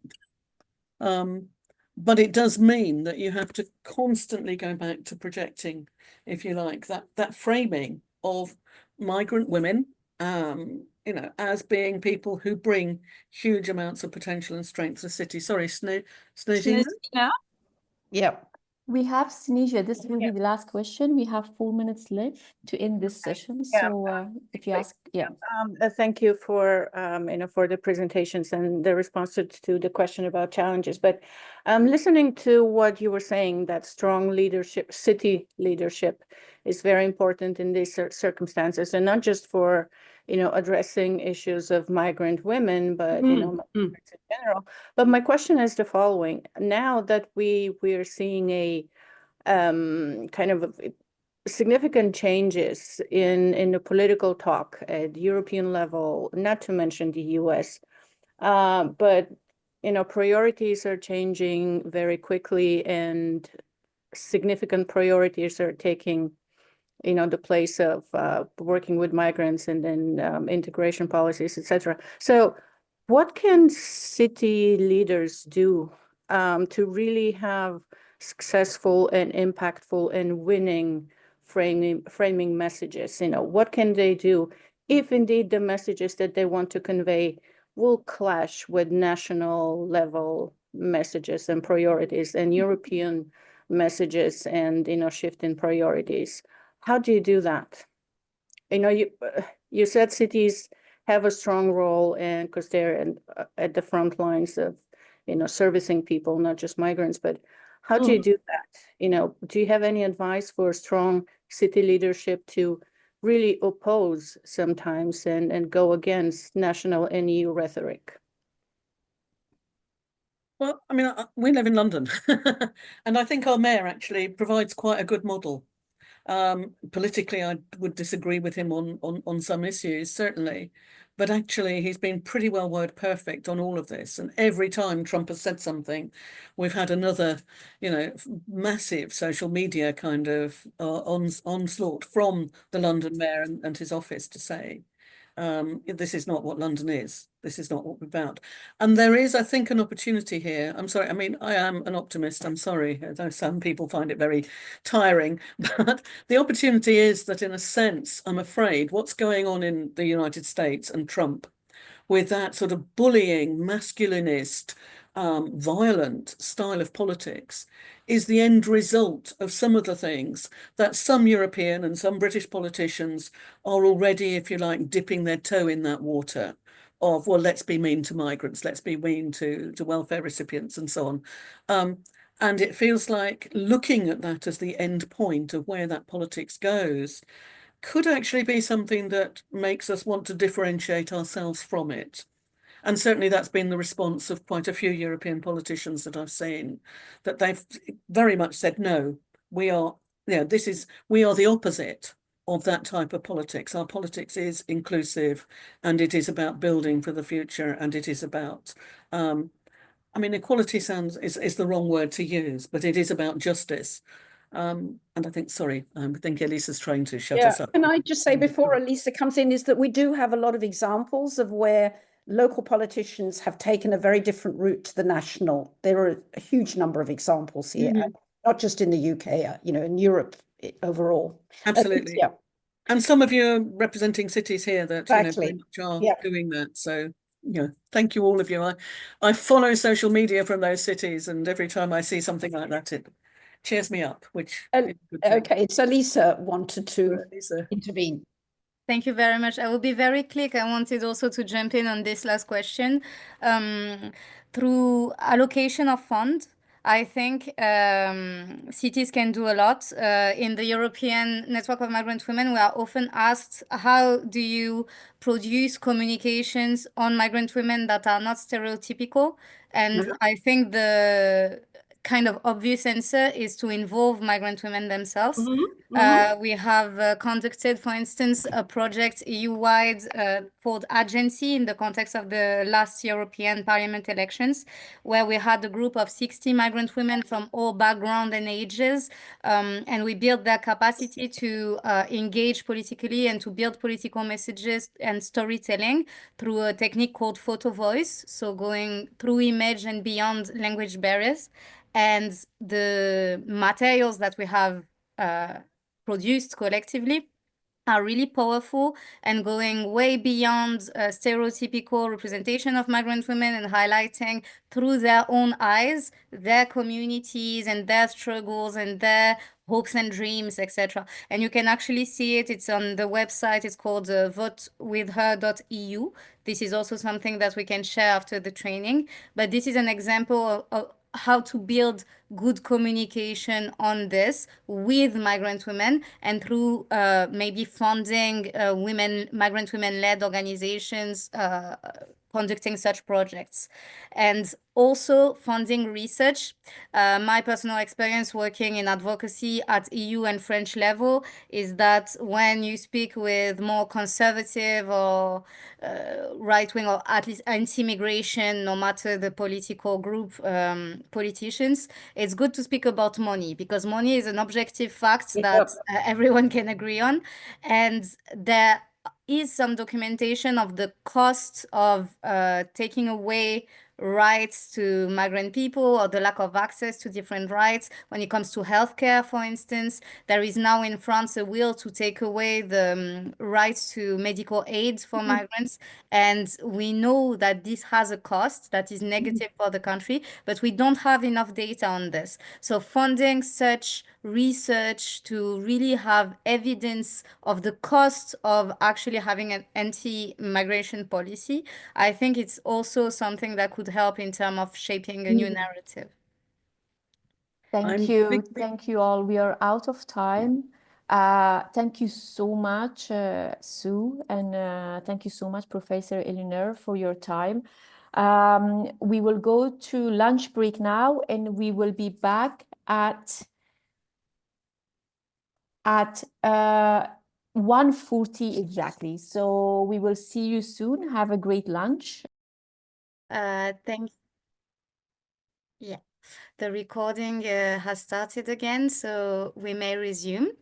So as you know, right now we are going to do group session. So we have been in touch with cities, and some of them have brought forward a challenge that they face in their own context. And you have chosen in which room you want to be to discuss this. So right now we are going to allocate each of you to the rooms. So normally you don't have anything to do. You will automatically be taken to the right room. If there is any issue, you don't think that you are in the right place, you can just message us in the chat and Anna is going to fix it. And yeah, we will give you more information on the process once we are divided in the different rooms. Lovely, thank you very much. It always makes me laugh when we go through things like that on a virtual room, because I think of the phrase digital exclusion, and I reflect that it applies quite often to myself. So here we are in obviously one of the breakout sessions, and the purpose of this session is partly to think through a challenge that has been presented by colleagues in Gothenburg that they are having at the moment. And what we're also going to do in this session is hear an example of good practice from Berlin, which covers a whole range of different things they're doing in Berlin. But the purpose of that for us is partly because it's interesting to hear it, but partly because it may have some ideas or some lessons for things that Gothenburg could do differently. And we also, of course, want to hear from you. So you're going to hear firstly from Gothenburg, who's going to just, hi there, Sophia. You're going to, hi, lovely to see you. Who's going to very briefly just set out the challenge they are having in their city, which is kind of very broadly to do with countering disinformation about the municipality and trying to encourage trust amongst migrant women. So Sophia is going to tell us about that briefly, just for 5 minutes. Then what we're going to do is we're going to have like 5 minutes only of clarifying questions. So listen hard to what Sophia is saying. And after she's made her presentation, if there's anything you don't understand factually, then ask her. And then we'll draw a break and we'll go on to hear from 2 Berlin colleagues who are with us now, Begona and Oregon. We're going to hear their best practice, and then we're going to do a bit of reflecting at the end of the session about what might be the lessons from the Berlin examples and from your examples that might help Gothenburg and hopefully you too. So that's the format of this next session. Is that clear for everybody? Any questions? Okay, good. Right, so without further ado, let's hear from Gothenburg. I'm pleased, well, I don't know if I can work out if you've got sun or not. I'm in the north of England and I'm looking with envy at these people in t-shirts because it's quite cold here. But Sophia, over to you. You tell us about Gothenburg Challenge, about 5 minutes, please. Hi, everyone. Okay. Actually, Ragnhild will start, my colleague. And hi, Ragnhild Ekelund is my name, and I work in the municipality of Gothenburg, with shelters for Ukrainian refugees. We've been doing that since March 2022, together with 5 different NGOs. So we've been working to provide safe and secure housing for the refugees from Ukraine. And me and my colleague Paul Wallner, who is not with us today, and Sophia, is a part of this project, Consolidate, where we have focused on issues related to housing, mainly how we can support the refugees to find the way from short-term housing to more long-term housing.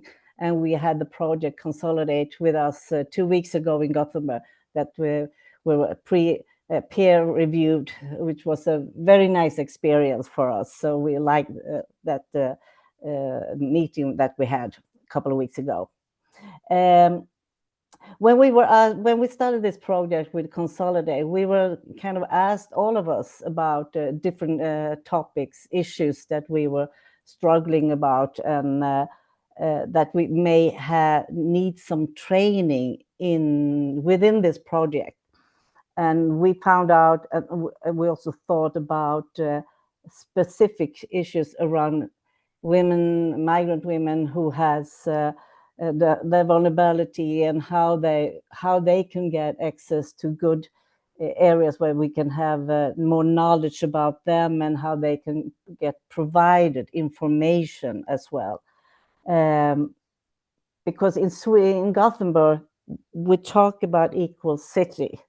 We don't, as we noticed and we discussed when you were with us in Gothenburg, we don't actually have a refugee plan in Gothenburg where we look at how we would deal with this. But since the project also have a focus special on migrant women, we thought that would be a good training session to pinpoint different issues around migrant women. And I just had to correct a little bit. I'm not sure that when we supposed this training that we had specific areas. Of course, it's important to have good information for all people, migrant people, and especially the women that come into Sweden, Gothenburg, and how they will access. But since neither me or Sophia or Paul actually really work with specific areas, we work with the housing, and Sophia works with a lot of other things. So we thought just it's a good opportunity to just see how other cities have been working with this. So maybe we'll get some good ideas. So just to kind of clarify that we are not like, oh, specific issues that we would like to bring back. We're more like introducing the issue, the topic of this specifically information to women. So I will bring the floor to Sophia, because she has some small example that we have been working specific areas around information and good examples. So over to you. Thank you, Ragnhild. I will try to keep it short, since I see that we're already over in the time.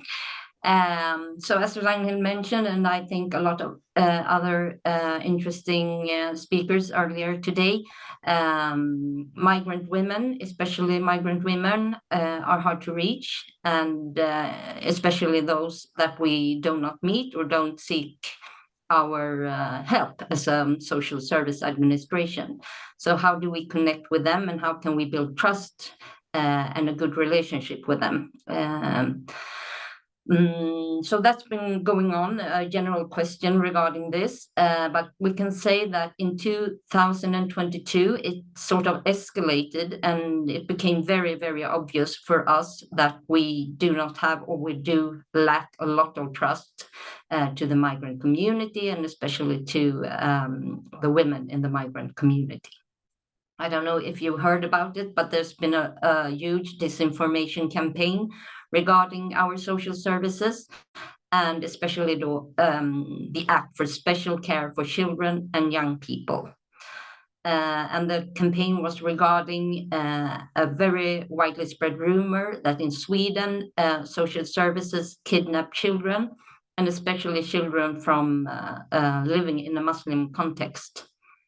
And of course, this is not only connected to migrant women, to the migrant community in general, but since it was connected to children and kidnapping children, mothers especially have been a target group for us to reach out for. And for example, to give you some examples, there's been weekly demonstrations outside our social services offices. And of course, a lot of the rumors were spread in social media. And I would say as a public institution or a municipality administration, it's very hard for us to tap into those sources. And I guess it's in a bit of the nature of social media that it is quite impossible to follow all the threads and sort of the sources of where the rumors originates from. So one good thing that has come out from this campaign is, of course, that we have been trying to focus and do better to connect to the migrant community and to work more closely also with the NGOs. So we are here to listen to good practices from Berlin, but we just want to mention some of the things or programs that we have initiated or enhanced as a result from this campaign. Obviously, we have focused a lot on families and very early preventing initiatives just to limit the obstacles and the mistrust to public institutions. We have worked a lot with I don't know the exact English word for it, but sort of a bridge building or connecting with mentor mothers, it's called the program, and also cultural interpreters, and that is in cooperation with NGOs. And one of our own initiatives in the municipality are citizens guides, and they are also working as a link between us as a public authority and the citizens, and it's very much an outreach work. But we have seen that it's very difficult to make any changes, because even if those guides can really tap into what's been said about the social services, what are the trending topics among the citizens, it's a huge challenge for us because we are organized in a very sort of funny way, because the persons, the guides, they are working in one department, but very much often the challenges or problems must be solved in a totally different department. So they don't have the mandate to sort of affect the work in another department. Yes, that's just a very brief context of the Gothenburg situation, and we're working on it, but we're always eager to get some more inspiring best practices from other cities. So we're looking forward to listen to Berlin. Thank you. Thank you, Ranhild and Sophia. I think that was very clear for me, but are there any questions of clarification, just so people are clear in their minds what the issue is in Gothenburg? Does anybody have any questions at this point?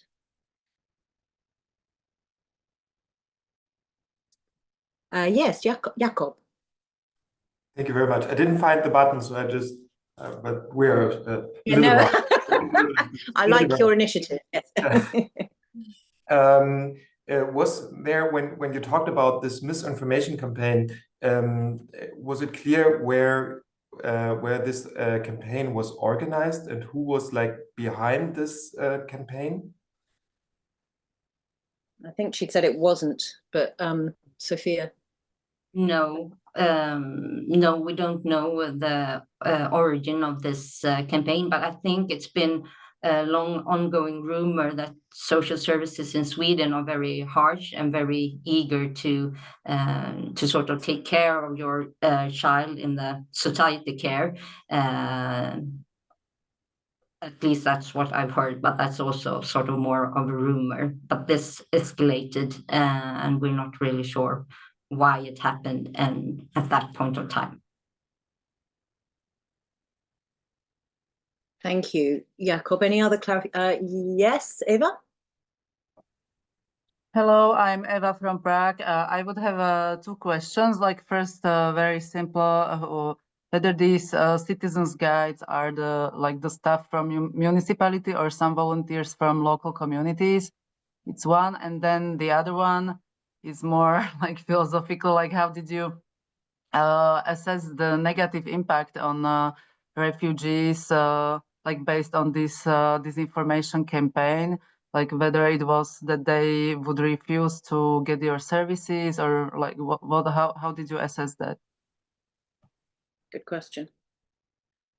Very good question. The first question, the citizens guides, the easy one. Yes, they are staff within the municipality, but they are hired within the local community. So it's what do you call it? A demand that they must be living in the area where they are working. So yes, they are colleagues of mine. And also, I think it's a demand that they are multilingual. They have more than just the Swedish language. The other question, I think it's more under not research. Review, yes. For the moment, there have been some reports, but there have more been like solutions of how can we do this better, or how can we create more trust and communication between us as a public body and our citizens. So no actual what's been the impact on the trust situation in Gothenburg. So you haven't seen kind of practical, as Eva was suggesting, you haven't seen any practical impact from demonstrations and this negative publicity, but you could. I think it's been more of a mapping situation for the moment, but I just also need to say that I'm not an expert on the topic, even though my social service administration has been one of the ones mostly in focus, since I work in a very segregated area. But Ragnhild, maybe you want to fill in? Yeah, Ragnhild? Yes, I can add some of it. The one thing is that overall the national department have been looking into the trust all over the not specifically on this information, but the trust to the social welfare department in Sweden, and they have done a lot of research for that and talked to people all over Sweden. So how we can build better trust, that's one thing on a national level. And then, of course, as Sophia said, there have been several different kinds of demonstrations. But I also know that we work with social workers, we say mentor work on different places, like in the daycare center, in the maternity. What you call that? When you're going to have a baby and you go to the doctor, the center. Maternity. Yes, yeah. And also when the baby is out to the same area. I don't know the English word for that, but I know that they've been working with the people from the community that have been kind of translating, coming from the same country or have the same language. They can come. Be with the social work to explain. So we've been working a lot with different areas. I'm not at the social welfare in that sense anymore, but I've talked to my former colleagues, so they've been working a lot with that and the guide how we can build trust. Because I think overall it's a question of building trust. I have to add, working with the people from Ukraine, it's the same issue in the sense of a lot of people from Ukraine, as I notice, they don't have the trust to the authority in that sense that Swedish people are used to. So we have to kind of bridge that and work with, you can trust the Swedish authorities. So it's something, as I'm being born in Sweden and been brought up in this, I do trust the authority and the municipality that they will do good things for me, but that's not always the sense that I have from other countries. So we have to kind of communicate that and talk with our new member of the country, whatever people coming to Sweden. So it's a big issue for us, yes, and not only in Gothenburg. Okay. No, indeed not. Yeah. Indeed not only in Gothenburg, but it's a great challenge, and thank you for setting it out. So now what I'd like to do, if Oregon and Begona, are you okay to kind of present some of the work you've been doing? So we have two people here. I'm just looking. Yeah, you okay? We have two people here from Berlin. We have, but when we met before, they said they pointed out that their names were the wrong way round. So both of them have Christian names as surnames. So we have Oregon Catherine, but the Catherine is the surname, and Begona de la Marta. And between them, they have a whole wealth of experience. So Begonia is a lawyer and a mentor, has founded an organization in Berlin helping migrant women entrepreneurs. And Oregon has specialized in supporting migrant women integration, and including through something called digital street work, which I'm very much hoping that they tell us a bit about. So they're going to kind of present to us appropriately enough, given that we've got Gothenburg in the mix, a smorgasbord of some of the things that they've been doing in the fabulous city of Berlin. Over to you. Thank you, Kerry, for your introduction, and thank you for the invitation to Eurocities to have us here today. It's a big pleasure to have the opportunity to share with so many people in Europe the experience which we have in Berlin with migrant women. Exactly. Thank you very much from my part as well. I will try to share my screen, sorry, and hope it works. Yes. It is working. Yes, perfect. Yeah, when the technique is working, it's already half of that. We want to present.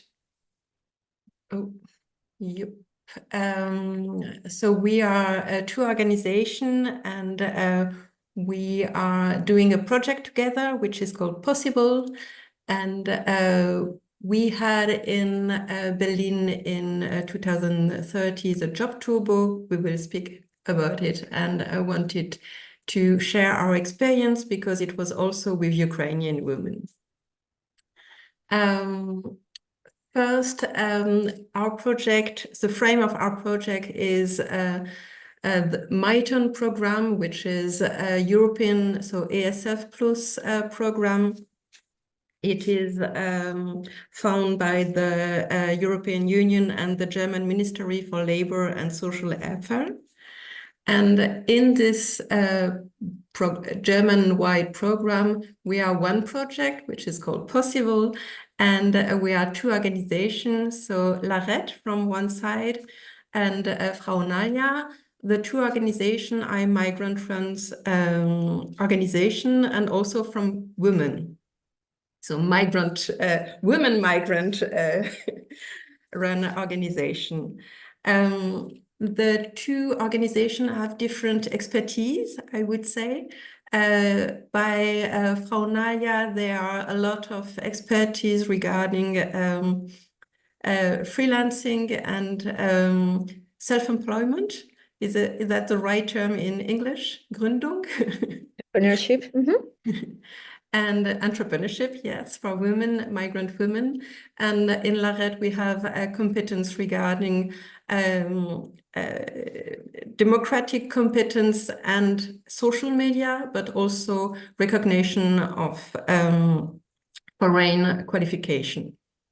The further sponsor of our project are the city of Berlin, through two sides. One side is the Senate Department for Labor, Social Affairs, Equality, Integration, Diversity, and Anti-Discrimination. And the second side is the District Office of Tempelhof Schöneberg. Our project is Berlin-wide. So we are speaking at all women who are living in Berlin. Yeah, and who is the target of our project Possible? So the target group is migrant women older than 16 years old who live in Berlin, who have foreign passport. They cannot have double nationality. So there are many women who have maybe half Mexican, half Germans. They are not allowed to participate in the program. So only foreign women. They need to have a working permit in Germany, and they need to be either not to have academic professional qualifications, or being considered either they are overqualified employee, or they have been out of the labor market for 4 years, because in that case, the German system considered them underqualified. And how the offer of possible is very broad. We normally, when we present the project, we said it's a kind of a salad buffet, because we have different offers and the women can decide which offer they take according to their own needs. So we designed the project in a way that we have either individual coachings, individual consultations, or we have the group work. In the group works, we have a program which is called Empowerment Lab, and we work with a group of 15 women during a period of 3 months to empower them for the labor market. Then we have also, in the group context, we have small group coaching sessions with group of 6-8 women, and we support them on their different issues to the labor integration. Then we have also networking events and orientation for internships. We bring also the women to different job fairs. We put them in contact with companies. So it's a big, broad offer which we can offer in the project. And we access the target group either through in an analog and digital way.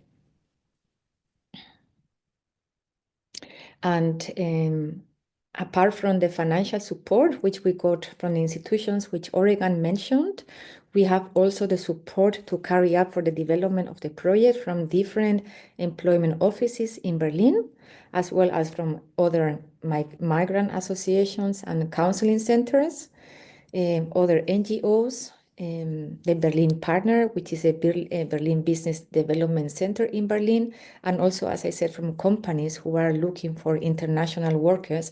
So we also work with them, and we try to connect the migrant women with the companies.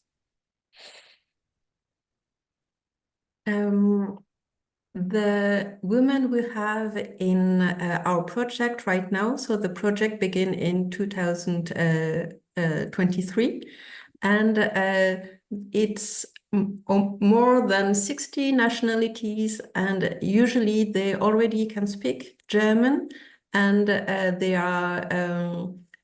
most of them have already a qualification in their country of origin, but it's not recognized yet in Germany. At the end of 23, there was a national action from the German government, and especially from the Ministry of Labor and Social Affairs and the Federal Employment Agency, which was called the Job Turbo. And with big press conference, the government said, okay, it's very important right now that we bring the refugee quicker into the labor market. The first assumption was that the refugee could work as soon as they finished the integration course, which is a language course with information also about the German culture. And what means the fact to have finished the integration course? It means that the women, so the people, but in our case, the women had, in the best case, a B1 certificate in German. It can happen that they don't have this certificate, but they are at the end of the integration course. So the idea of the German government was that they will be able to work now. it was not only under the refugee, it was not only meant the Ukrainian people, but also 12 other countries of origin like Syria, Iraq, and Iran. The key actors for this action was the federal employment agencies and the job centers in Germany, which are the competence of the cities. So it was a triangle of these three actors. What we noticed in our practice that was from our position as a project in December and January, we saw a big increase in the community of women from Ukraine of fear and a lot of uncertainties. We noticed that through the digital street work, which is exactly what it means. So a street work, so going into the communities where the people are meeting, but on a digital level. So it means we are going into Facebook groups or a Telegram chat. So wherever the communities are, we are trying to go there in order to share information with the community, but it also has a positive side effect that we are reading and seeing what is the main concern about the community. What we saw was a fear of the job center as an institution. It was the fear of de-skilling, as we talked this morning, so to be forced to take a job which didn't match the initial qualification. And it was also the fear of sharing information with the job center, which would impact the future. And what we heard right now about Gothenburg is also something we experience in Berlin, where we notice that the Ukrainian woman doesn't have the trust into the institution. And even we are, as project, needs to prove ourselves over and over again, to explain, to take the time to show what we are doing and what they have to sign. And there is always a first mistrust before it's overcome. We saw that in the digital communities, but then also on the analog level, because it was also an increasing request about work integration topics and also the recognition of a foreign qualification, which is another project we have. So what we did at the project Possible to respond to this challenge which the Ukraine or the community of Ukraine women was facing to. So we used different channels first to contact the community. So we thought, okay, first we have to reach the community, and then in order to build the trust and support them on this challenge, first we have to contact them.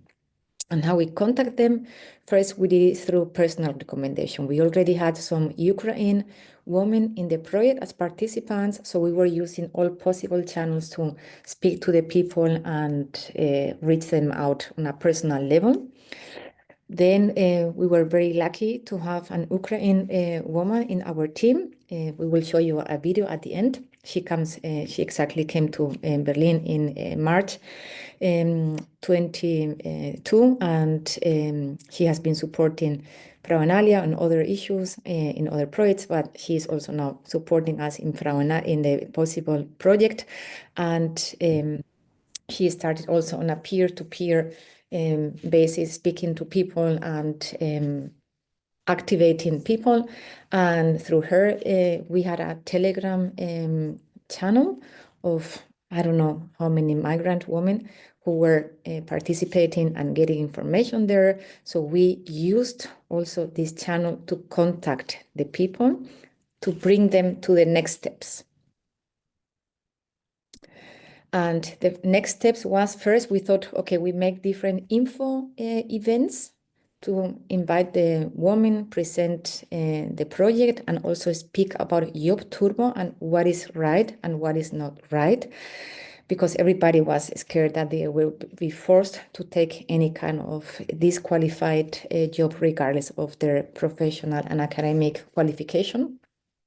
So we got through this action more than 125 inscriptions for the different information events which we offered. We organized at the end 4 information meetings, and we had through these meetings 76 women who entered the project, and we could support them not only on their way to the labor market, but also on their way of how to challenge and how to deal with the job turbo in their situation. Actually, in the last year, in 24, the Ukraine woman was a country, or Ukraine was the most represented country in our project. And I must add that this result were in a very short time. It was not over 1 year, but in less than 2 months. So it was very impressive for us. Then once the women entered our project, what did we do? So we integrate them in our project, but also adapt our offer.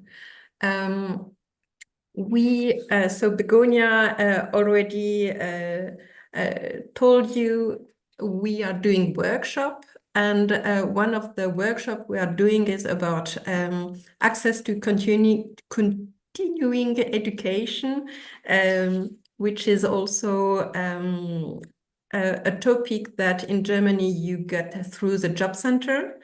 And we already had 1 workshop in German, 1 workshop in Spanish, and we use this situation, this opportunity to make also 1 workshop in Ukrainian. It was around 10 people in the room, and it was a time and a place amongst peers to share their experience, but also to empower themselves. We, from the project side, we gave information about the legal frame, but also very practical communication strategies they could employ with the job centers in order to be seen and to be recognized as all their capacities. And we also had like big ears because we heard a lot about what they were experiencing from the job center side. A few months later, we had a networking breakfast in German. I have here to add that almost all our workshops and offer are in German. We are trying to have the German language as a basic as a praxis, and from time to time regarding the needs of the community, but also our competence and capacities, we are expanding that in the other language. For this networking breakfast, we invite a Ukrainian participant of the project. She arrived in March 2022, and she already had a first job experience when as arriving, because she worked in a hotel. As she said, so I will show you right now a video, but it's in German. But you will see a bit the atmosphere of the session. She is explaining in this video, so to the other women, how she worked in this hotel. Everybody could English, but the German language was the company language. And she had only the A2 level, so she found quite powerless. And because she found herself powerless in this situation, she thought, okay, I do have fear, but I have to go against it and I have to learn. So every onboarding situation, so I have to ask people, I have to overcome my fear and ask questions. and she's telling, yeah, you show me that once, and after that I will be able to do that again. To tell that to her German colleague, we were not sometimes very benevolent or very friendly. I hope the video will work. Zu sprechen, das ist die wichtigste Sache, zu tun, zu sprechen. Egal, was andere Mensch denkt über dich, egal. Du brauchst diese Information. Frau, wie habe ich in meinem Hotel gearbeitet, weil alle Leute sprechen auch Deutsch. Natürlich alle wissen Englisch, aber alle Leute sprechen auch Deutsch. Und wir haben so viele Aufgaben, dass wir brauchen in andere Abteilungen gehen. Und wenn ich frage, kannst du bitte mir helfen? Ja, du kannst fragen, Kollege. Wie hat ein Termin, eine Massage gemacht? Was nicht machen? Ich muss gehen selber und fragen. Und ich hatte diese Angst, dass ich denke, ich weiß nicht. Ich weiß nicht, keine gute Deutsch. Ich spreche nicht Deutsch. Und ich muss Entschuldigung. Aber nein, ich dachte, okay, habe ich Angst? Das bedeutet, ich muss 500% gehen dort. Ich gehe, komme und sage, hallo, Entschuldigung, ich bin neu hier. Ich bin neu hier. Kannst du bitte mir alles zeigen? So nächstes Mal, ich kann selber machen. Ich weiß, du hast keine Zeit, aber zeige mir einmal und dann kann ich alles alleine machen. Ja, natürlich. Und dann ich weiß, wie Was very empowering statement from the role model. Yes, definitely. Oops. Yes, and that was a third action we had. Yeah. And then, as I mentioned before, one of the offers which we have in the project is this Empowerment Lab program, in which we work during 3 months with a group of 15 women. And then we decided to adjust our offer and make it possible for Ukraine women. So only for the target of the Ukraine women in order to build the trust and bring them together. So we adjusted the program and we made it half in German and half in Ukraine. So we will tell you about the results about that. And here you find different pictures. We also then invited the woman participating in this mini empowerment lab to take part in also in networking events and also other activities of the project. So through all these different actions, we wanted to build trust with them, and they were also acting as kind of ambassadors, not only of the project, but also of the reality of the German labor market, and including the pressure which they have with this job turbo situation. And apart from working and making this adjustment with the target of Ukraine women, we took also other actions at the institutional level. So we increased the contact which we already had with the different job centers, and we based on the needs of the participants. So in many cases, for example, I can give you one example. We had a lady from Kyiv. She was a lecturer at the university there, and because of the job turbo, she was forced to take a job. And then she came to us, and she was, very much disappointed because she got the offer from a very good university in Berlin to work as a freelance, giving 2 courses every semester. This was not an employment job because normally that kind of job, you don't do it at the university as employee, but you get as a freelance basis. So she came to us because she was feeling, she had the pressure from the responsible person at the job center to take a job which was not very much matching to her qualifications, because the person, based on the job turbo policy, he thought that she had to take this offer. It was, as I said, an employment contract, and then she could be also out of the social offer system, and there was no need to take the offer of the lecturer. So what we did is that we went with her to the job center to a meeting with the person.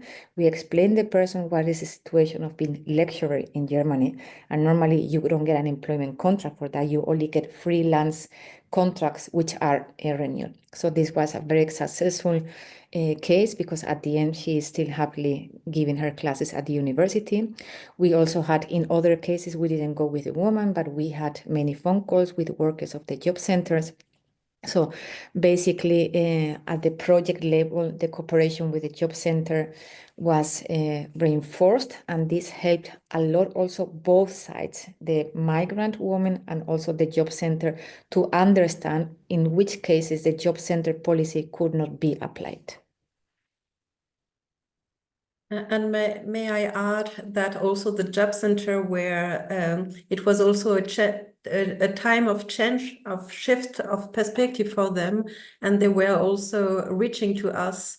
It was not only we are calling, but they were also reaching to us in certain cases to say, okay, here we are dealing with this person together. What are on which basis should we go? So it was very interesting and successful. Oregon, I think we have 5 minutes left. Well, 3 if you could make it, because we need time. There's so much coming up out of this. Do you want to carry on? Okay, yeah. So the results, what we could celebrate after adjusting our project work to the Job Turbo was like we could, in any case, have proactive work against rumor and fake news about the Job Turbo, because, I mean, let's say the big fear was that I'm forced to take any job which a job center offers to me, no matter what. Yeah. So as you can see also in the video, so we increase, I mean, the self-confidence of the participants, because they could get a better overview on the job market, and then being empowered that it was possible to get a job according to their qualifications, and they had space and room to deal with the job center about the Job Turbo pressure and policy. And we could also reach more dialogue between the institutions and the participants and the project. Then we will try to be short. What have we learned, and what are the conditions of this positive outcome? We, from this action with the Ukrainian women, but also from our old project, we've learned that it's very important to give a room to hear about so the community. We noticed also that sometimes it's difficult to find the balance regarding the role of the linguistic competence. We had offers which were all in Ukrainian, other all in German, and the mix of German and Ukrainian language together, so 1 part, 2 parts.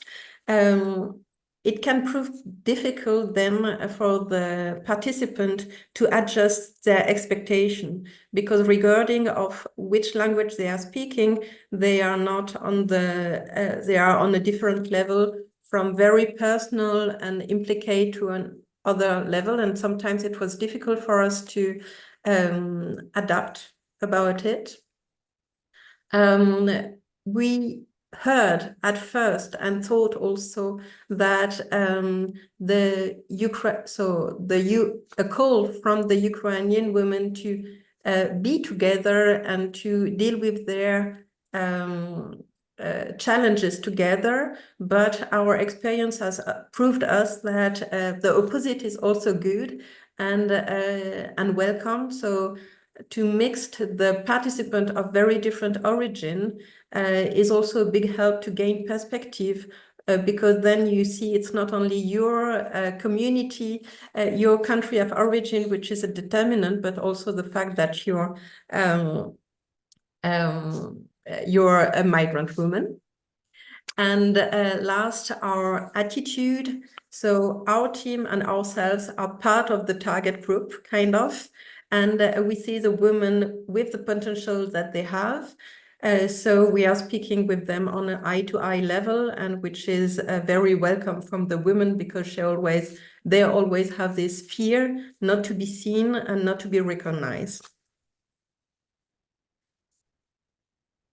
The condition on a local level is for our success this time was that we also use or mobilized the migrant women, which are our target group, but also to be resources for the project.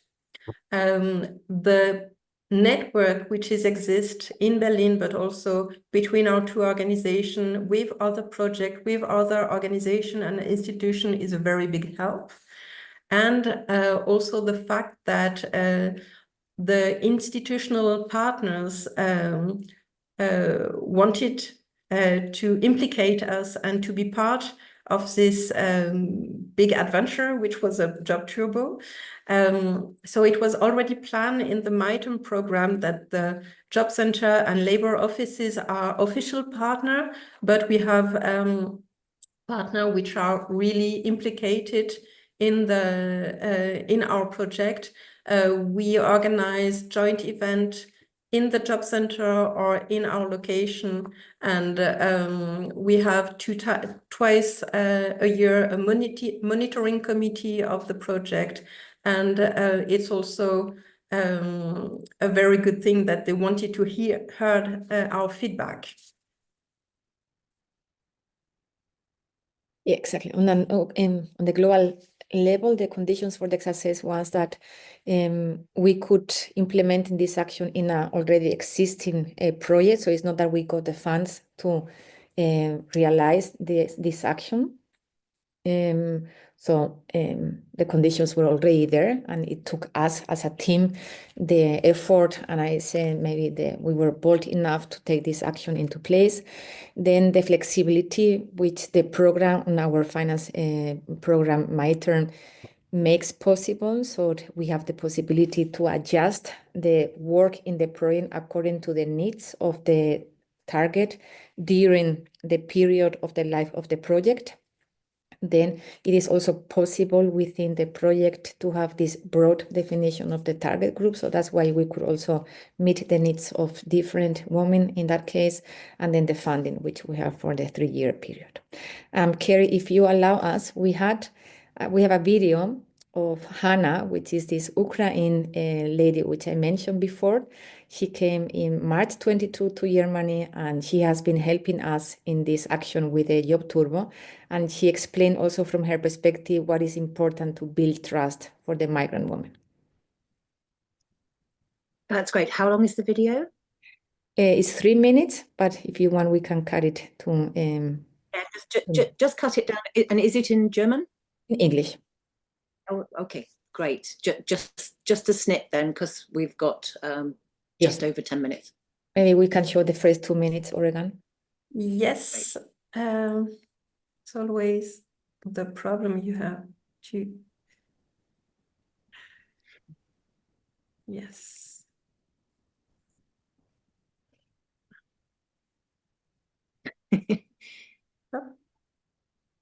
Hi everyone, my name is Hanna Kotwicka. I'm from Ukraine. Nearly 3 years ago, you're not sharing anymore. I don't know if that. Yes. Critical point here. There we go. Right now you see the yes. Yeah. Yes. Okay. No. Okay. It's true. Hi everyone, my name is Hanna Kotwicka. I'm from Ukraine. Nearly 3 years ago, I came to Berlin because of the war. And of course, I wasn't prepared for immigration. And because of that, I faced a lot of myths, how to build a career in a new country. And one of them was that I can forget about working in my profession according to my experience. Another one was that immigrants have to make only a simple low-paid job. But luckily, at the beginning of my journey, I met Frauenalia and Project Possible. And through the Project Possible, I even helped Frauenalia to inform Ukrainian women about program opportunities. And the most important thing that Possible showing us, the women with a migration background, that there are real opportunities, real job opportunities in the German market, and we can find a job that match our experience, our education, our education, our ambition, and because of possible programs that helped us, we became more confident in this in such a difficult process. How to find a job in a new country. And I could say that in a Possible you can get first, you can get the real support, real help from professional. The second, you can get even step-by-step plan how to find a job on a German market that match your experience and education. And I think that Frauenalia with the Project Possible is not only a program, it's a real, very supportive community that first support women. Women support each other, and it's very important that you are not alone with your problems in a new country. The second, you can see the women share their real experience, success experience, how to find a job on the German market. And the second, you can see a really, really inspiring example of women who already found their way in Germany and could share their valuable experience with other women. It was really important for me to be in such a supportive community. Maybe it's... That's great. Just so you know, I will jump in very quickly. We have coordinated with the other room, and we have until 2:55, so 5 more minutes basically to finish our session. So we have 5 more minutes for the exchange so that we can hear from everyone. That's great. Okay. And yeah, no, I hate the job of timekeeping because I always want to just keep listening. But that was really, really interesting. And I heard a number of things in there, including the digital street work, as you call it. I've never heard it called that before. It's really interesting. And it just reminded me of, you know, the kind of things I know that groups do in the UK about infiltration, essentially, of right-wing groups, for example, to find out what's happening. And here it's kind of turned around so that you're going into digital spaces where you're learning about what's happening. So I had a number of questions about that, but I wondered if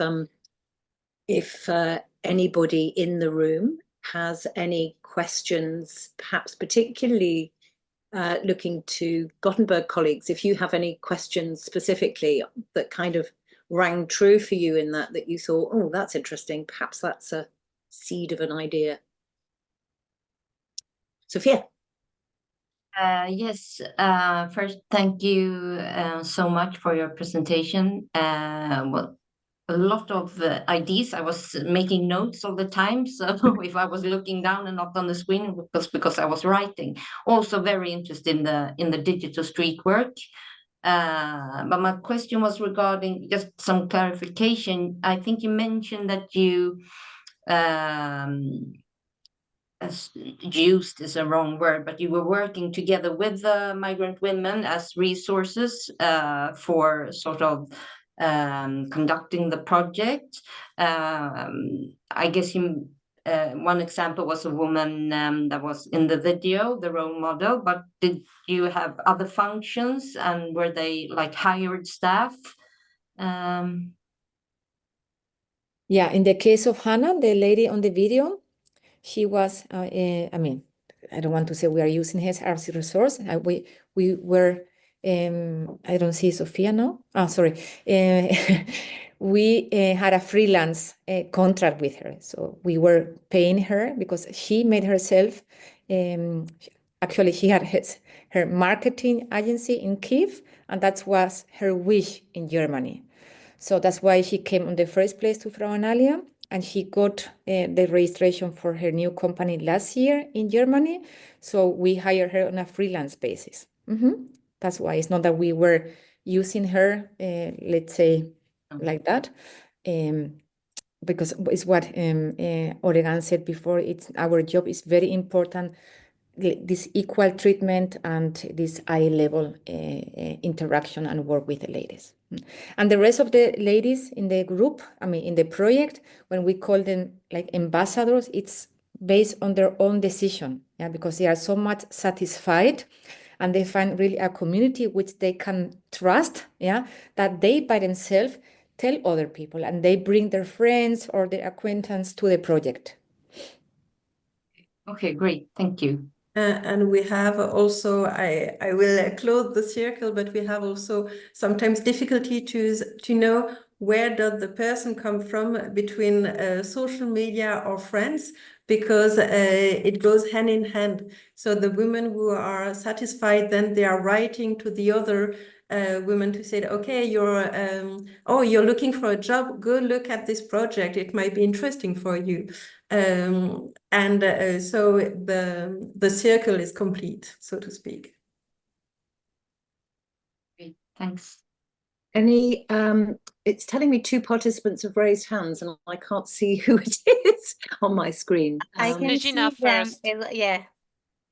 Snezina. Okay. Yeah, thank you for the interesting presentation. Just one major question. You said that you're working with the job center, that's, I guess, the official employment agency at the local, national level, etc. But do you have a specific approach to connect with employers, local employers? And if they're not already interested in hiring refugees and migrants, how do you approach them? How do you make them interested? Do you offer any specific services to them? Or on the other hand, if employers are interested, what is the offer that they bring to you and you take it up? So we develop a website just for web page just for the employers, where we are with anonymous profile of our participant, because we noticed it was easier to show the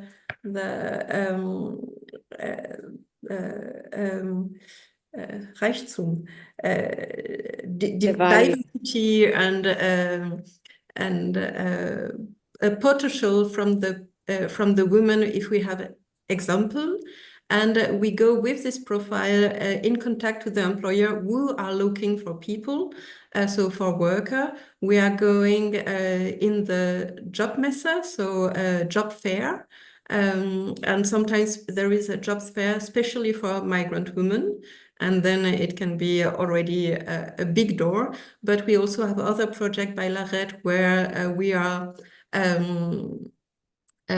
proposing workshop for the employers to help them to find workers, so employees, through social media, and we go systematically in this workshop to present our project and to present our profile. And then there is some connection. We are right now on a very one-to-one level, so to speak, where the employers are coming with, oh, right now I've got like 2 or 3 positions to fill, and then we will share the information with our participant, and we will help them to apply for this position. We would love to go on the next level, but right now we are not, we can't do that. Did I forget one point? Ranhild, I saw your hand up. Is it still relevant? It was just a comment on the digital street outreach worker. We have had a project with the Ukrainian people, and as a municipality, we are not allowed to use Telegram at all. and it's getting less and less social media. So we cannot do. Luckily, we had an NGO in that program who could reach out through Telegram, but we as a municipality, we're not allowed. And there are so many cyberspace attacks now, so I think it's getting less and less social media, unfortunately. It was just a comment on that. I guess in those situations, as you say, you had an NGO in the mix. It's just finding a workaround, isn't it? It's finding a way to do that, because that did strike me as a very important part of what you were saying. I wonder how do you get on them? I mean, does anybody, for instance, you know, if you join a Telegram thread or whatever it is, does anybody go, oi, we've got the, you know, Berlin authorities are in the room? How do you get trusted in order to be admitted to these spaces? So on LARED we have berufliche, professional profile, where it's seen that we are from this institute, so from this NGO, that we are from this project, that we are funded by this government. So it's very recognizable. And then we are just pushing the door. Some doors will open, some will never open. Then we are trying to go into the discussion with the administrator of these groups to present ourselves and to explain why we are here and what we are trying to say. Sometimes it does work and sometimes it will never work. And then we are on this eye-level communication. So the people only see our face, so like our alias and profile, and they are taking what we are writing as one comment through 5 or 10, depending of the group. So we don't have like a podium place to say that, yes, we know the truth, but we are like, okay, offering advice and giving this frame of the law or giving quotation of this information. Thank you. I mean, unfortunately, we're now running out of time, even with 5 more minutes. We're getting to the end, but I guess your presentation, along with other presentations, will be available to people. Jakob, I can see you have a question there. Is it very brief? It must be very brief, please. I just wanted to answer to your last question. I think it's very important to build up like trusted connections and relationships to relevant stakeholders within the migrant communities. And this is what we did after the attack on Ukraine, because the civil society popped up and was so engaged. And we tried to share our information with them, like with the stakeholders, and they spread the information to the community. And that worked out quite well. So this was like also organized through Telegram groups, and it wasn't us who were managing the groups, but we were in close contact to the organizers. Very helpful. And I think if I get lessons kind of from hearing all of this, it is about go into those digital spaces and have the conversations there. That's one thing. Trusted intermediaries, as you've just said, Jakob, and as I think we're hearing, and as Gothenburg does as well. But I think this was a beautiful example of how those can be used. I really loved seeing the kind of empowerment moments where essentially people from migrant communities are leading and encouraging and being the mouthpiece.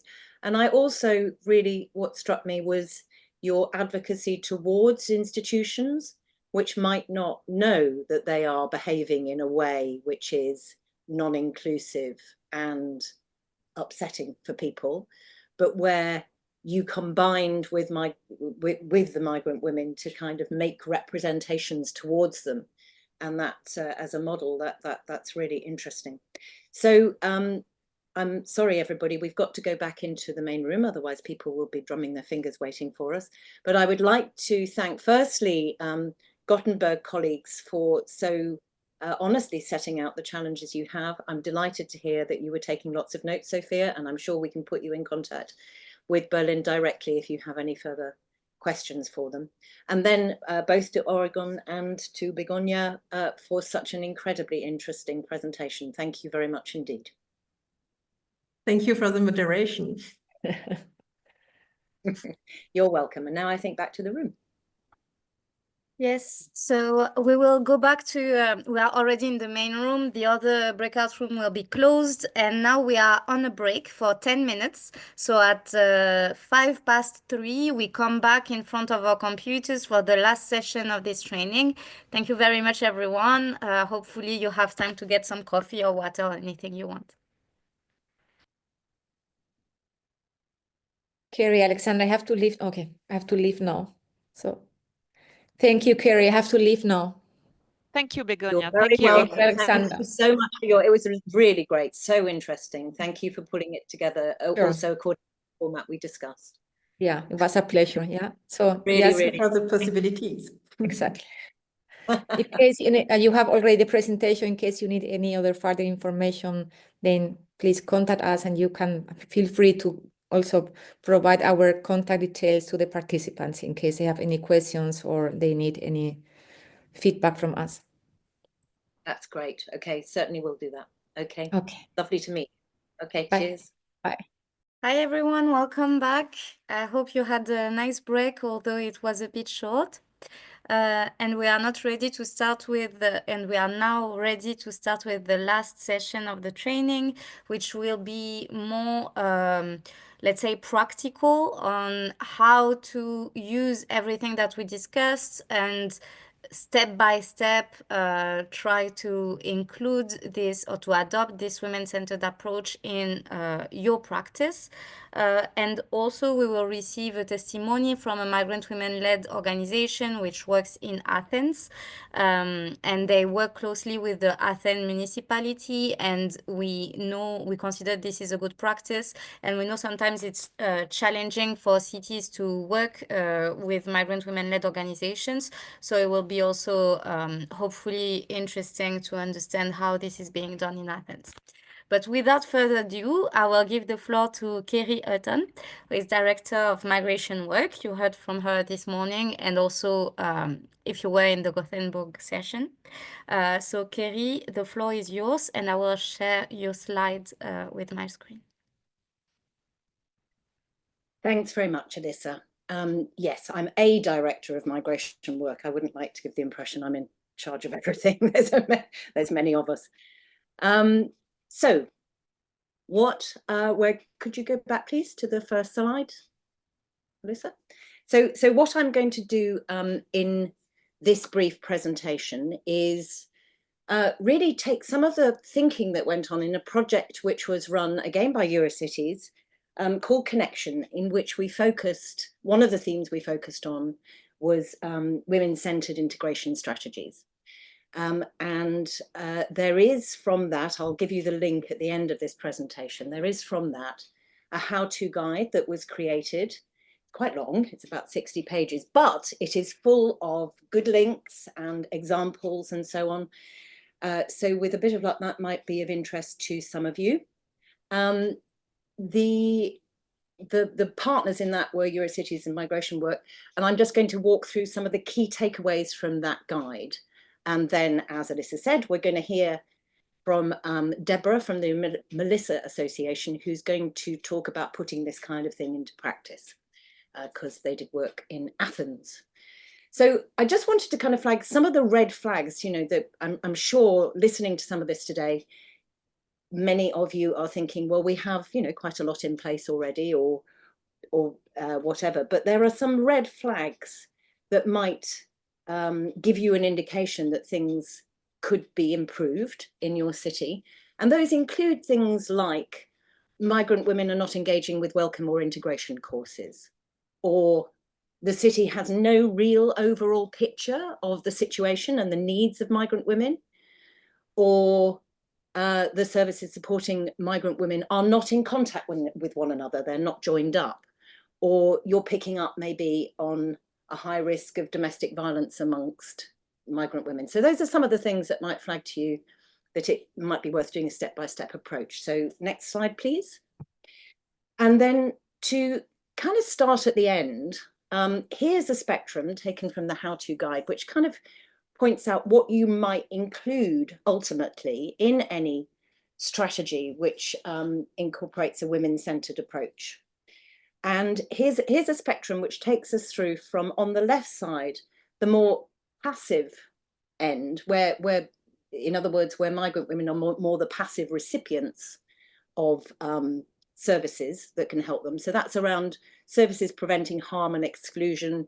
So those would be services around preventing domestic violence, for instance, which may be generic services, but which you want to make sure are accessible by all of your migrant populations. Also healthcare, of course. And then it kind of phases through, so supporting independent contact with host city.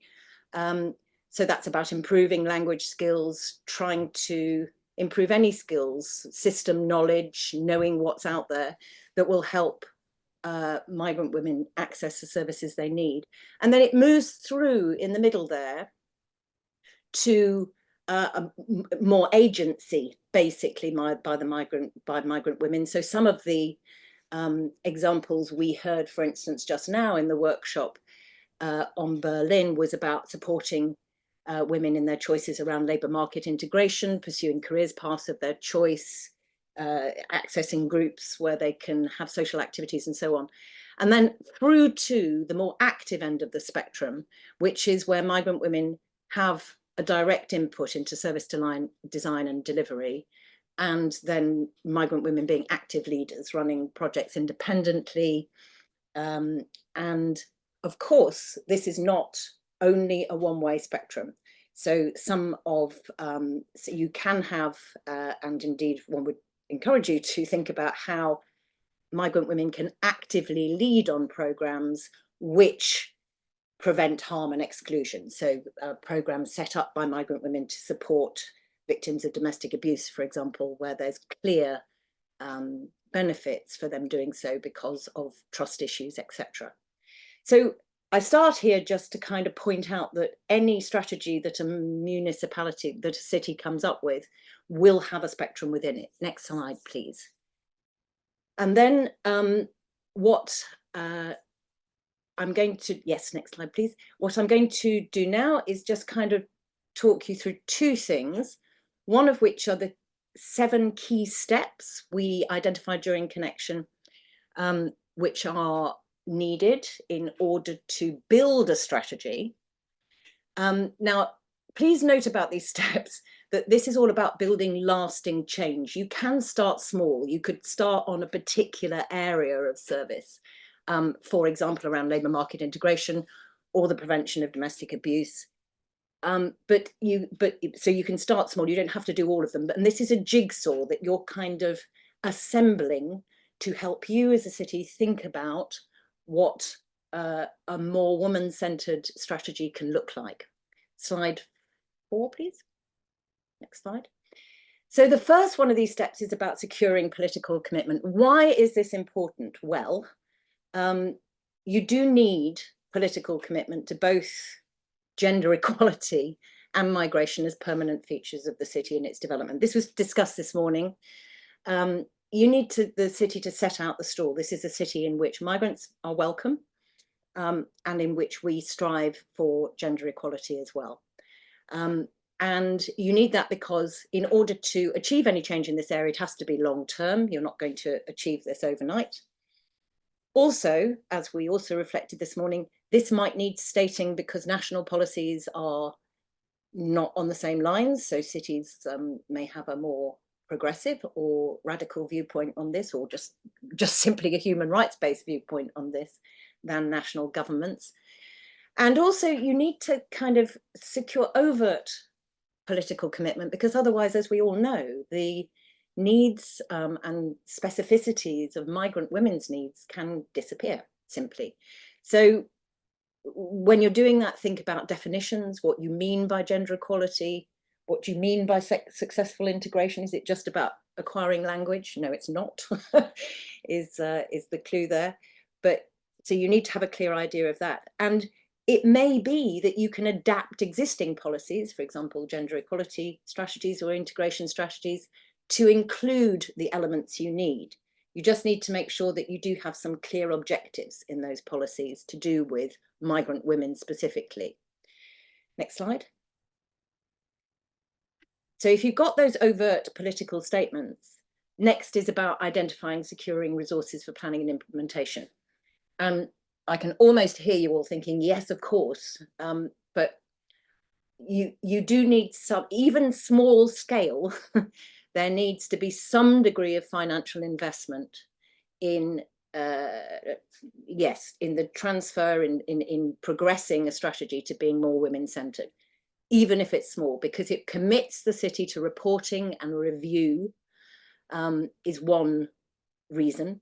But also in doing that, you will need to identify who is the lead person or departments, not necessarily doing these service changes, but leading on it, having an overview of the city and the degree to which its integration strategy is, yes, adapting to needs of migrant women and taking those into account. And then you also need to identify which departments you need to engage, which are likely to be quite a number of departments if we've build on what we've heard already, social services departments, obviously, but also labour market, education, obviously, and others. And that funding doesn't have to be municipal funding. Obviously, ideally, it involves an element of that, but it can also be sometimes national government or EU funding. External foundations and partners can be drawn on. And obviously, also, your resources will include your civil society, your other regional bodies, your universities, and so on, who can input resources and expertise. Next slide. So next one, map existing services. So the reason for this is you may know what there is a bit, but what we've found through various projects is that actually some services are not known about. Cities can get used to the people who they do business with and think these are the NGOs, this is civil society. And actually, if you're going to have a refresh of your strategy, your integration strategy, then actually going back out and finding which organizations are out there is always a good idea. Often work is small scale, often it can happen in silos for migrant women. And you want to be doing that as well to make sure that things aren't duplicated. And the sheer mapping process itself can help join up work. If you have somebody at the municipality, at the city level, kind of pulling that together, it can start introducing people who may not even know about one another and are working in different parts of the city. So there are some questions to think about as well. Which organizations? Are there any specific projects, any migrant women's organizations, particularly any generic women's organizations, and do they have a migrant women's project within them? Any infrastructure organizations, etc. Next slide, please. So then, as I mentioned at the beginning, these are not necessarily, these are put as steps, but some of these would obviously happen in parallel with one another. You also need to be identifying key partners. Some of those might emerge from the mapping exercise. And what we know from doing work through CONSOLIDATE at the moment, one of the communities of practice is looking specifically at citywide coordination and one-stop shop mechanisms, and coordination of these different projects and different activities is absolutely vital to strengthen players, put them in contact with one another, and draw on the experience and knowledge of a range of partners. So you'll need to think about which ones are vital. Some stakeholders will obviously be vital for kind of doing outreach work, for instance. What does the city need to do in order to support that coordination, and can you invest those resources? Flipping back to step 2, some of the resources the city needs to put in is around coordination itself. Next slide, please. And then you're also going to have a data element to this. Now, we've kind of touched on data in the course of all of this. We've mentioned that cities very often do not have disaggregated data, which can help you as a city understand that. And that's a bit of a problem, isn't it? Because you can almost hear people, skilled in policy, where we need the data in order to create the policy. Well, as has been pointed out actually in the chat by Eva from Prague, sometimes you can't wait for your 10 to 15 year cycles of comprehensive quantitative data collection. So what you need to do is be complementing that by qualitative data collection and doing outreach. And really, this is about bringing into the light through potentially small scale bits of research, what the experiences of migrant women are and where they're feeling excluded and what services they're accessing, etc. And you can do that through the partners who you have identified already in this process, just through small bits of community research. As I said, Eva has put some stuff in the chat there, which is interesting to know. I'm sure, though, many of you have already kind of done that or thought about doing it. So that's there as well. And then, next slide, please. You move on to step 6 of all of this, which is you've done all of that. You've assembled all of those bits of the jigsaw. And then there's a specific and kind of almost additional exercise to introduce and help explore what services migrant women are accessing, what they're not accessing and why, and what additionally may be helpful within the city to think about supporting or think about attracting resources for. And that's the purpose is to identify the specific barriers and challenges, but just when you get around to the design of that, designing it, increasingly the notion of co-design is fortunately gaining traction, and designing it with migrant women and migrant-led organisations is very much what one would be hoping to do there. Identifying partners to undertake community research with questions focusing on real experiences, so that needs assessment and beginning of a design element moves us into step 6, which is the actual design element. Sorry, thanks Alyssa for hearing my step 6, step 7, which is, so next slide, which is the actual design element, which is a co-design process to try and improve the offer to migrant women in the city. Why co-design? Because, as I'm sure you are all aware, that will enable services to be far more aligned with what migrant women themselves want, what people want. So then, just to finish, let me flip into the final slide here, which is to do with the 7 kind of big takeaways, 7 core good practices which we've learned. So the first one of those is to combine dedicated services with more accessible mainstream services. So flipping back to the first slide, that spectrum, the point is you need all of those things. So both are important, as acknowledged actually in things like the EU Gender Equality Strategy. You want to be improving the access to mainstream services whilst also thinking about developing specialist services alongside those. Second, you want to be incorporating migrant women in service design and delivery. That's another principle of good practice, to shape and lead projects themselves. That will lead to more effective outreach, more trusted services.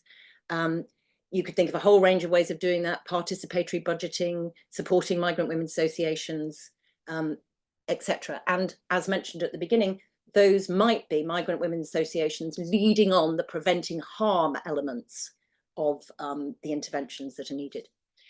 Third one is about working with family life rather than against it. So women are mothers, obviously, providing, and often the barriers are to do with that role. So providing childcare cover, meeting in places which they already attend, getting people to understand the value of what they're doing in relation sometimes to their children, but essentially taking into account the fact that they do have they do have those barriers, and those need to be dealt with, which moves us on to point 4, which is the essential part. We've heard it several times, of building and maintaining trust, which does not happen overnight, cannot be rushed, but is absolutely essential. And one of the things about building and maintaining trust is that, if you're going to get people involved in co-design, it's not just about a one-off consultation. You need to have that as a regular, repeated exercise where you show people what you've done with the information they've given you, and so where you can show that you are not only listening but also acting on what you hear. Fifth one is about holistic and flexible services. So this is, I mean, everybody says holistic and flexible services are good, but it's particularly the case with migrant women, where they may not have time to engage with lots of different providers. So having one coordinated kind of one-stop shopping mechanism where they can build a relationship with one point of entry is often a great thing to do. And also flexible services. If your offer from the city is, well, we have these language classes and they happen here, here, here, here, that's already potentially going to be a barrier, flipping back to point 3 about family life. So you need to be able to create flexible offers that don't require women to fit into a tight timetable of participation.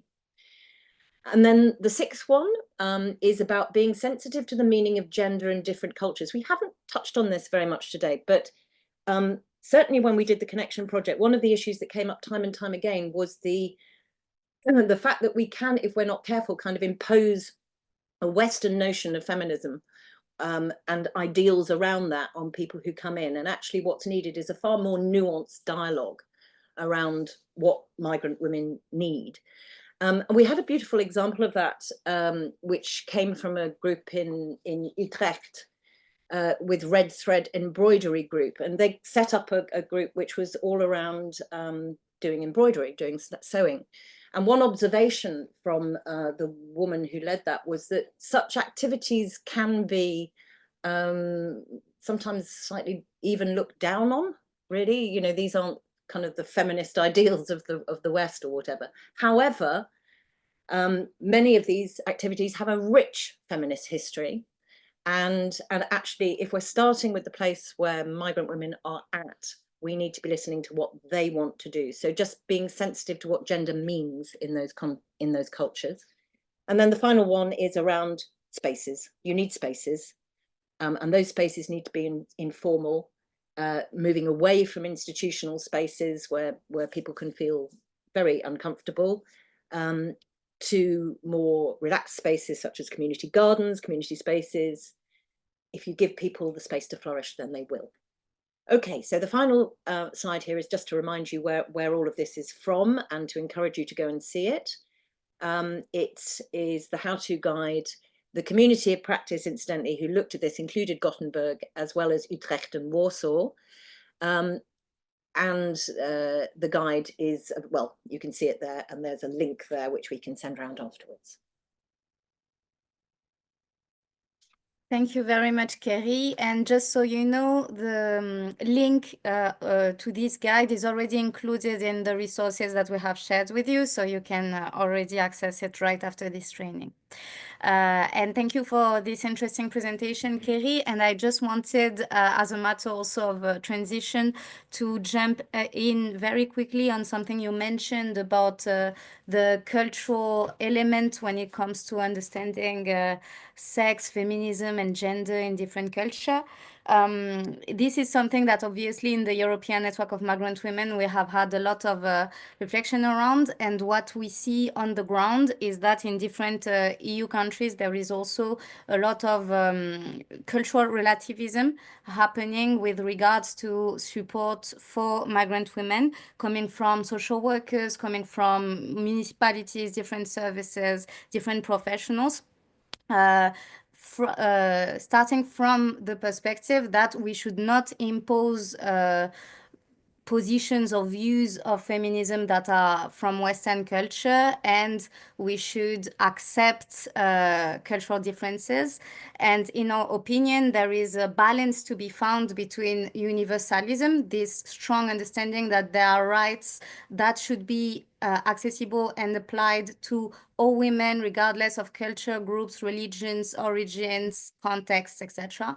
And intersectionality, which is this tool of understanding intersecting discrimination and intersectional discrimination that we spoke about this morning. And I just wanted to bring this nuance to what you said, stating that, of course, the open dialogue and not imposing things on migrant women, letting them remain agents of what they want and what they envision for their own life is crucial, but also maintaining the fact that they should have access to information, to fundamental rights, and everything similar.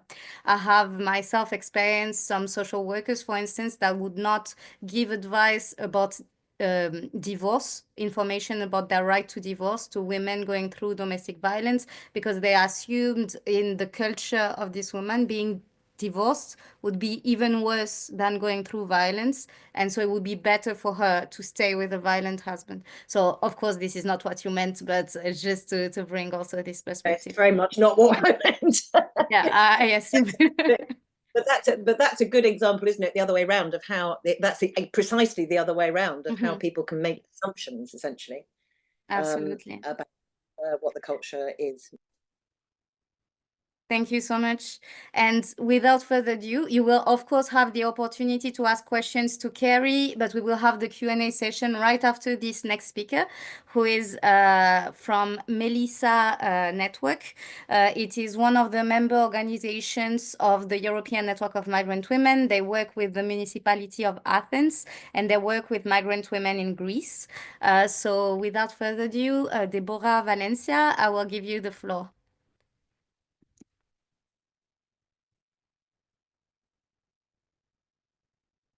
You are muted, Deborah. So, good afternoon, everyone. Melissa is happy, greatly pleased to be able to share with you the work that we are doing on the ground, and specifically in particular, our collaboration with the municipality of Athens. So, but first of all, maybe next, the integration pathway. Next slide. Yeah. Okay. So first of all, I would like to talk a little about the Melissa Network. So Melissa Network supports migrant and refugee women facing exclusion, discrimination, and gender-based violence. It was founded in Athens in 2014 with direct participation of migrant and refugee women leaders to create a safe space for women from over 50 countries, to fostering communication, creativity, and solidarity.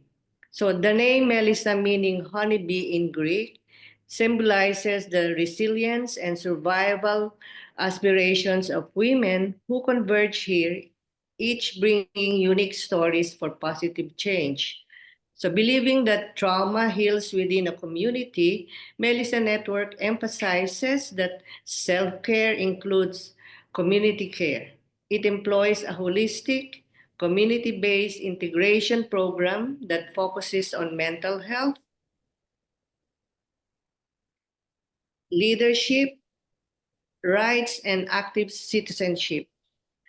Melissa has supported and developed over 7,000 women and girls, including survivors of gender-based violence, helping them to develop life strategies, strengthen community bonds, and connect with a host society.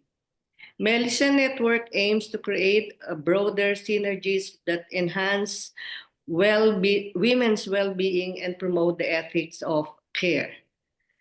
From Melissa Network's experience, cooperation with the municipality of Athens can be categorized into 3 different levels. So each level may correspond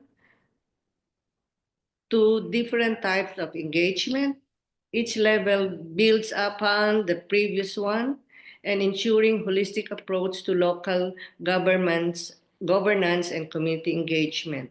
So the 3 levels are, first, the policy level and representation that focuses on the formulation, implementation, and evaluation of public policies affecting the municipality.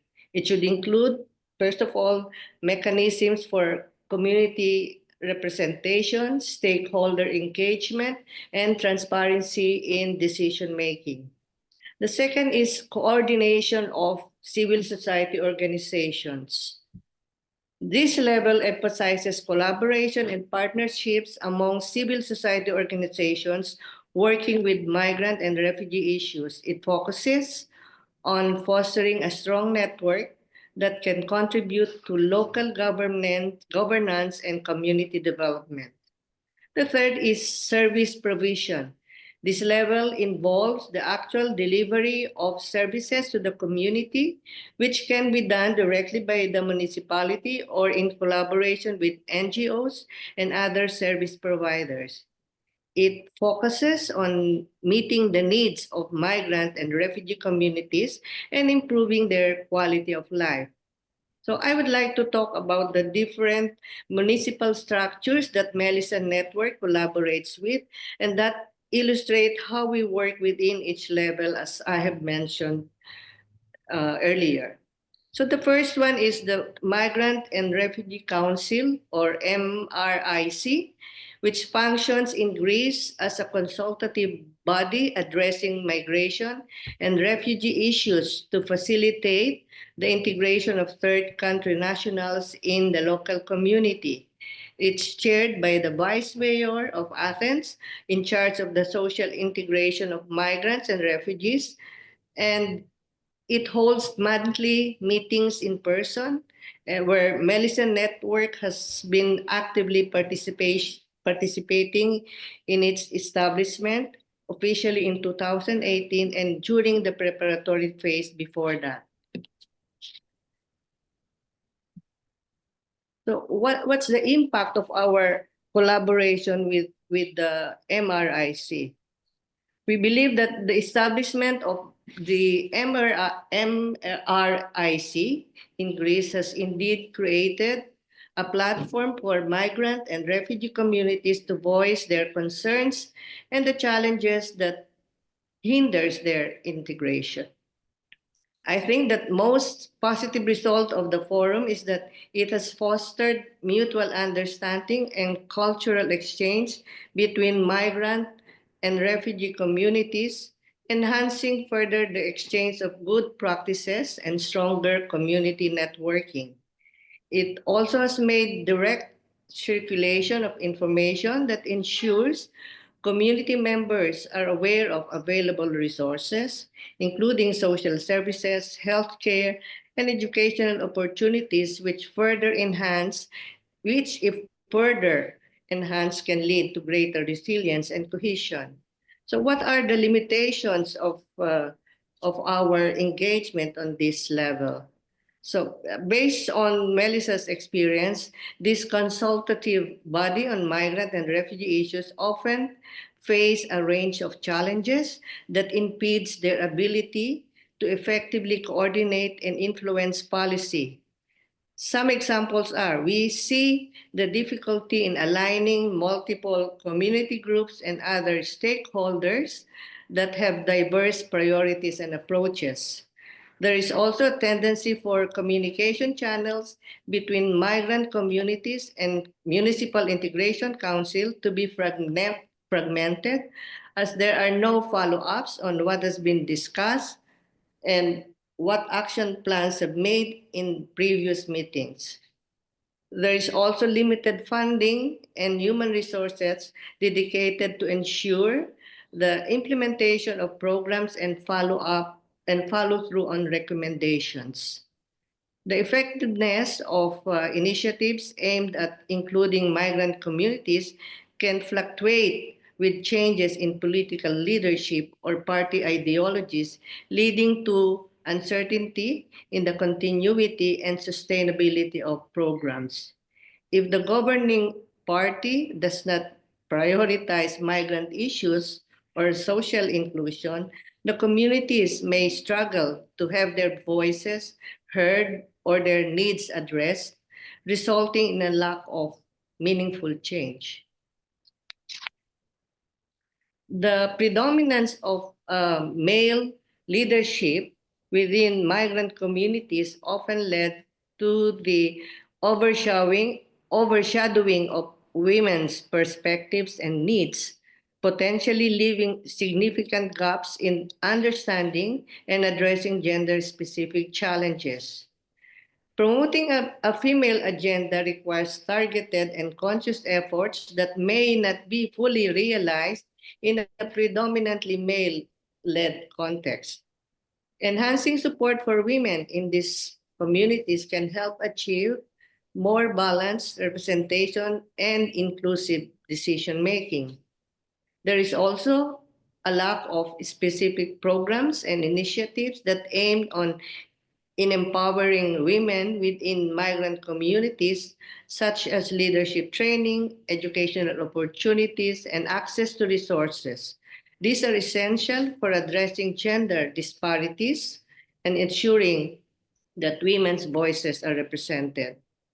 By recognizing these limitations and actively addressing them, municipalities can enhance the effectiveness and inclusivity of their initiatives for migrant communities, leading to more equitable and representative governance. Next slide, please. On the level of on the level of CSO's coordination, the creation of Athens Coordination Center for Migrant and Refugee Issues, or ACCMR, started as an official forum in 2015 as a response to the then refugee crisis faced by Greece, but was formally established as a platform in 2017. From the 4 committees on different issues it operates, one is dedicated to gender issues, and Melissa co-chairs when needed this committee, and the other committees are on education, labor access, and multiculturalism. Its work includes exchange of info on the local level, advocacy issues shared directly with the municipality, and the the creation of a digital platform. So what's the impact of our coordination with ACCMR? The creation of this coordination center has made it possible for an ongoing communication channel with the community to ensure that emerging issues are promptly addressed and communicated, fostering a responsive dialogue. A functional referral network among local organizations through the digital platform of ACCMR was created, enhancing better collaboration and resource sharing. As a result of this forum, a more accurate and accessible information tailored to the needs of migrants and refugees is made available, ensuring that they are well informed about available resources. Mapping services based on the gender committee's initiatives included childcare facilities with a dedicated category for services aimed at supporting women and girls. What are the limitations? So while the forum has successfully navigated multiple transitions within the mayor's office, the effectiveness and visibility of the forum can suffer when the mayor comes from a party that does not prioritize migration issues. Although the current governance has demonstrated a commitment to sustaining efforts related to forum's mandate, the salaries of staff dedicated solely to this work rely on external funding from organizations such as Stavros Niarchos, UNHCR, and IOM. So a cessation of this funding poses a significant threat to the forum's sustainability. What's the key point here? The municipality was eager to support the initiative, and there was certainly a demand for it in the field. However, specialized CSOs like Melissa Network played a crucial role in ensuring that the initiative was developed with a strong emphasis on the female perspective. Next, please. On the level of service provisions, our cooperation on the service provision front are concentrated on three organizations, and these are our centers, and these are the the Migrant Integration Center that connects migrants and refugees to the municipal level service system since 2016. And the second one is the counseling centers for women, and they have two centers that are operating within the center of Athens, and they provide counseling support services to women who are victims of violence or multiple discrimination and linked to public service for survivors. The third is the Center for Combating Gender-Based Violence and multiple discrimination in the city of Athens. Some migrants, and what are the impact of these centers? Some migrants and refugees receive essential support through various social benefits.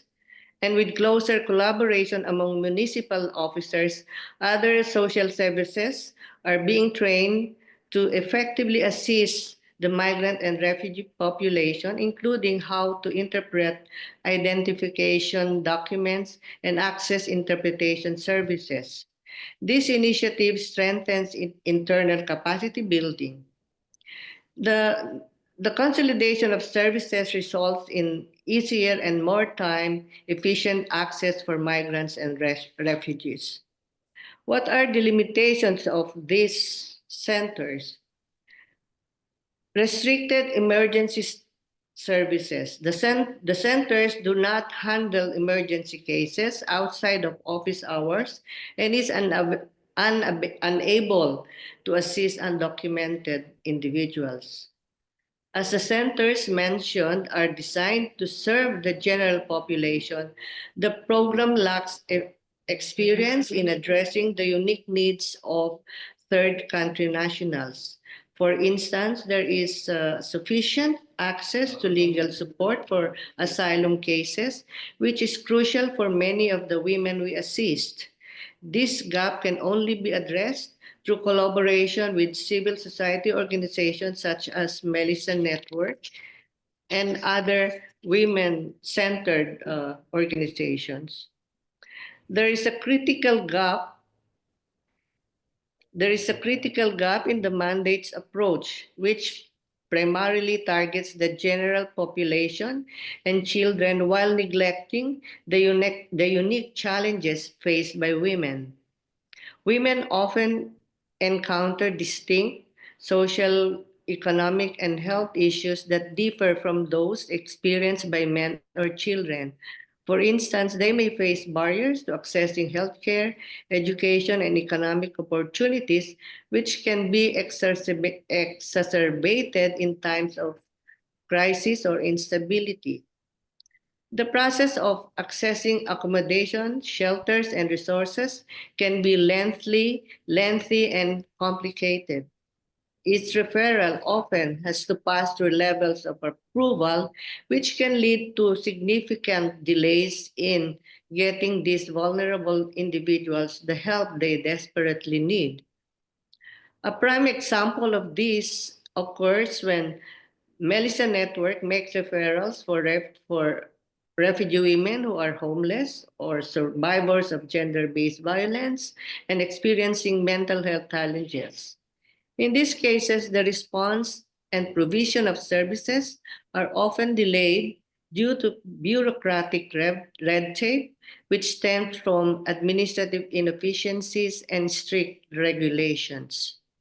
To mitigate these challenges, it would be beneficial for these institutions to streamline referral processes and reduce unnecessary administrative burdens, ensuring that assistance reaches those in need more efficiently.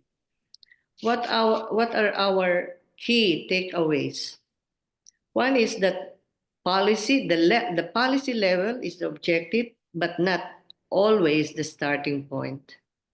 While policy sets the ultimate goal or desired outcome, it is not necessarily where implementation or action begins. In practice, cooperation may start at a different level, such as through grassroots initiatives, pilot programs, or lower level decision making before aligning fully with policy.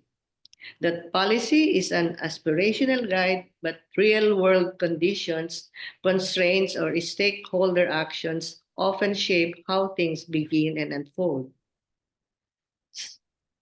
Our second takeaway is collaboration with the municipal level is a work in progress.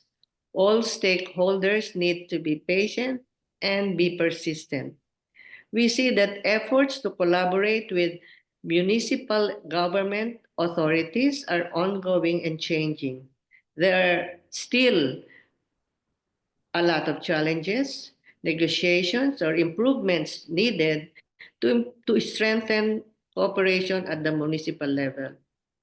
It may need patience and persistence when working with municipal authorities, acknowledging that collaboration takes time and effort to develop. Although progress is made, it requires ongoing engagement, negotiations, advocacy, and adaptability to achieve the desired outcomes. The third is funding opportunities can be a strong common ground for all, so we have to use them.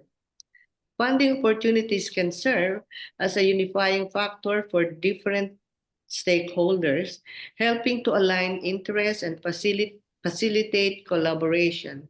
It encourages taking advantage of these opportunities to build partnerships, drive initiatives, and achieve shared goals. The gender element requires constant promotion as female issues are not usually addressed. This emphasizes the need for continuous advocacy for gender-related issues, as they are often overlooked or not adequately addressed. And it is vital to highlight the importance of actively promoting gender inclusion and ensuring that women's concerns are recognized and integrated into policies, programs, and decision-making. So to conclude with, it's only by integrating these three levels, the policy level and representation, coordination of civil society, and service provision, that the municipality can create a more collaborative and responsive governance framework. This approach not only enhances the effectiveness of local policies and services, but would also strengthen community ties and encourage active citizens' participation. Furthermore, gender issues must always be addressed at all levels to ensure women's participation and engagement, to promote their empowerment and leadership capacities. So, thank you. Thank you very much, Deborah, for this presentation, and congratulations on all of the work you conduct in Athens. So now the floor is yours. We will take questions for about 10 minutes. We'll give the floor to my colleague to facilitate the Q&A session. I don't remember if it's Flora or Alexandra. That's me, that's me. Okay. Thank you. Thank you very much, Carrie and Deborah. Are there any questions before we wrap up?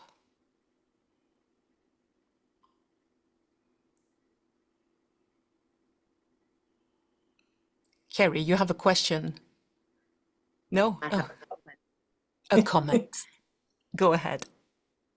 I just thought that your presentation was really great, Deborah, and I think that the last thing you said there was so relevant to have ringing in everybody's ears, which is that you have to continue to put this issue on the agenda, to hold it in people's minds. So I thought that was a great last point you made there. indeed. Any other thoughts or questions from the audience? You did a great job as well, Kerry, in summarizing the how-to guide, which is indeed really big and a goldmine of knowledge. So I encourage you to have a look. It's a great resources. No questions? It's been a long day, but I hope you learned stuff. You thought about your work and new ways of looking at your work. Then if there's no question, then I would like to thank very much again Kerry and Deborah for the presentation. I think it was great to have both the practical step to effectively address migrant women needs, and then a practical illustration about how migrant-led organizations can work on different level with municipalities. Really great and inspiring presentation. Thank you very much. Alisa, would you like to say a few words before we let people go? Yes, thank you so much to all of the presenters today. I think it was very good to have diverse perspective from NGO, grassroots level, academia, and also from cities themselves. And thank you to the city who brought challenges for the breakout sessions, as well as those who brought good practices to feed our discussions and thoughts. I just, in a nutshell, want to mention a few maybe key things to remember at the end of this training, a few good practices when it comes to working towards a better integration for migrant women specifically. So we have seen through all of the testimonies consistently that there are a few key principles that we could keep in mind after this training. So first of all, having an integrated and holistic approach. So really seeing the issue as something global where the different aspects are intertwined, from employment, access to housing, access to language courses, fighting violence against women. All of these different aspects that often work in silos actually should be understood as interconnected. The collaboration, cross-sector collaboration is also key from the private sector, the municipalities, and the civil society. Co-construction, co-building with an active participation of migrant women beneficiaries who are not only beneficiaries but can also contribute to co-design, to delivery, to service provision, including when it comes to services for victims of male violence against women and girls. So these are a few elements, and there is also the flexibility that is needed to work with this target group, acknowledging all of the specificities, including childcare, including the different needs based on legal status, based on country of origins, everything we mentioned this morning. So having also adaptability. When we work with this target group, it's very important to assess. Kerry was mentioning needs assessment, constant mapping of what exists, what should be improved, etc. This is key for this target group.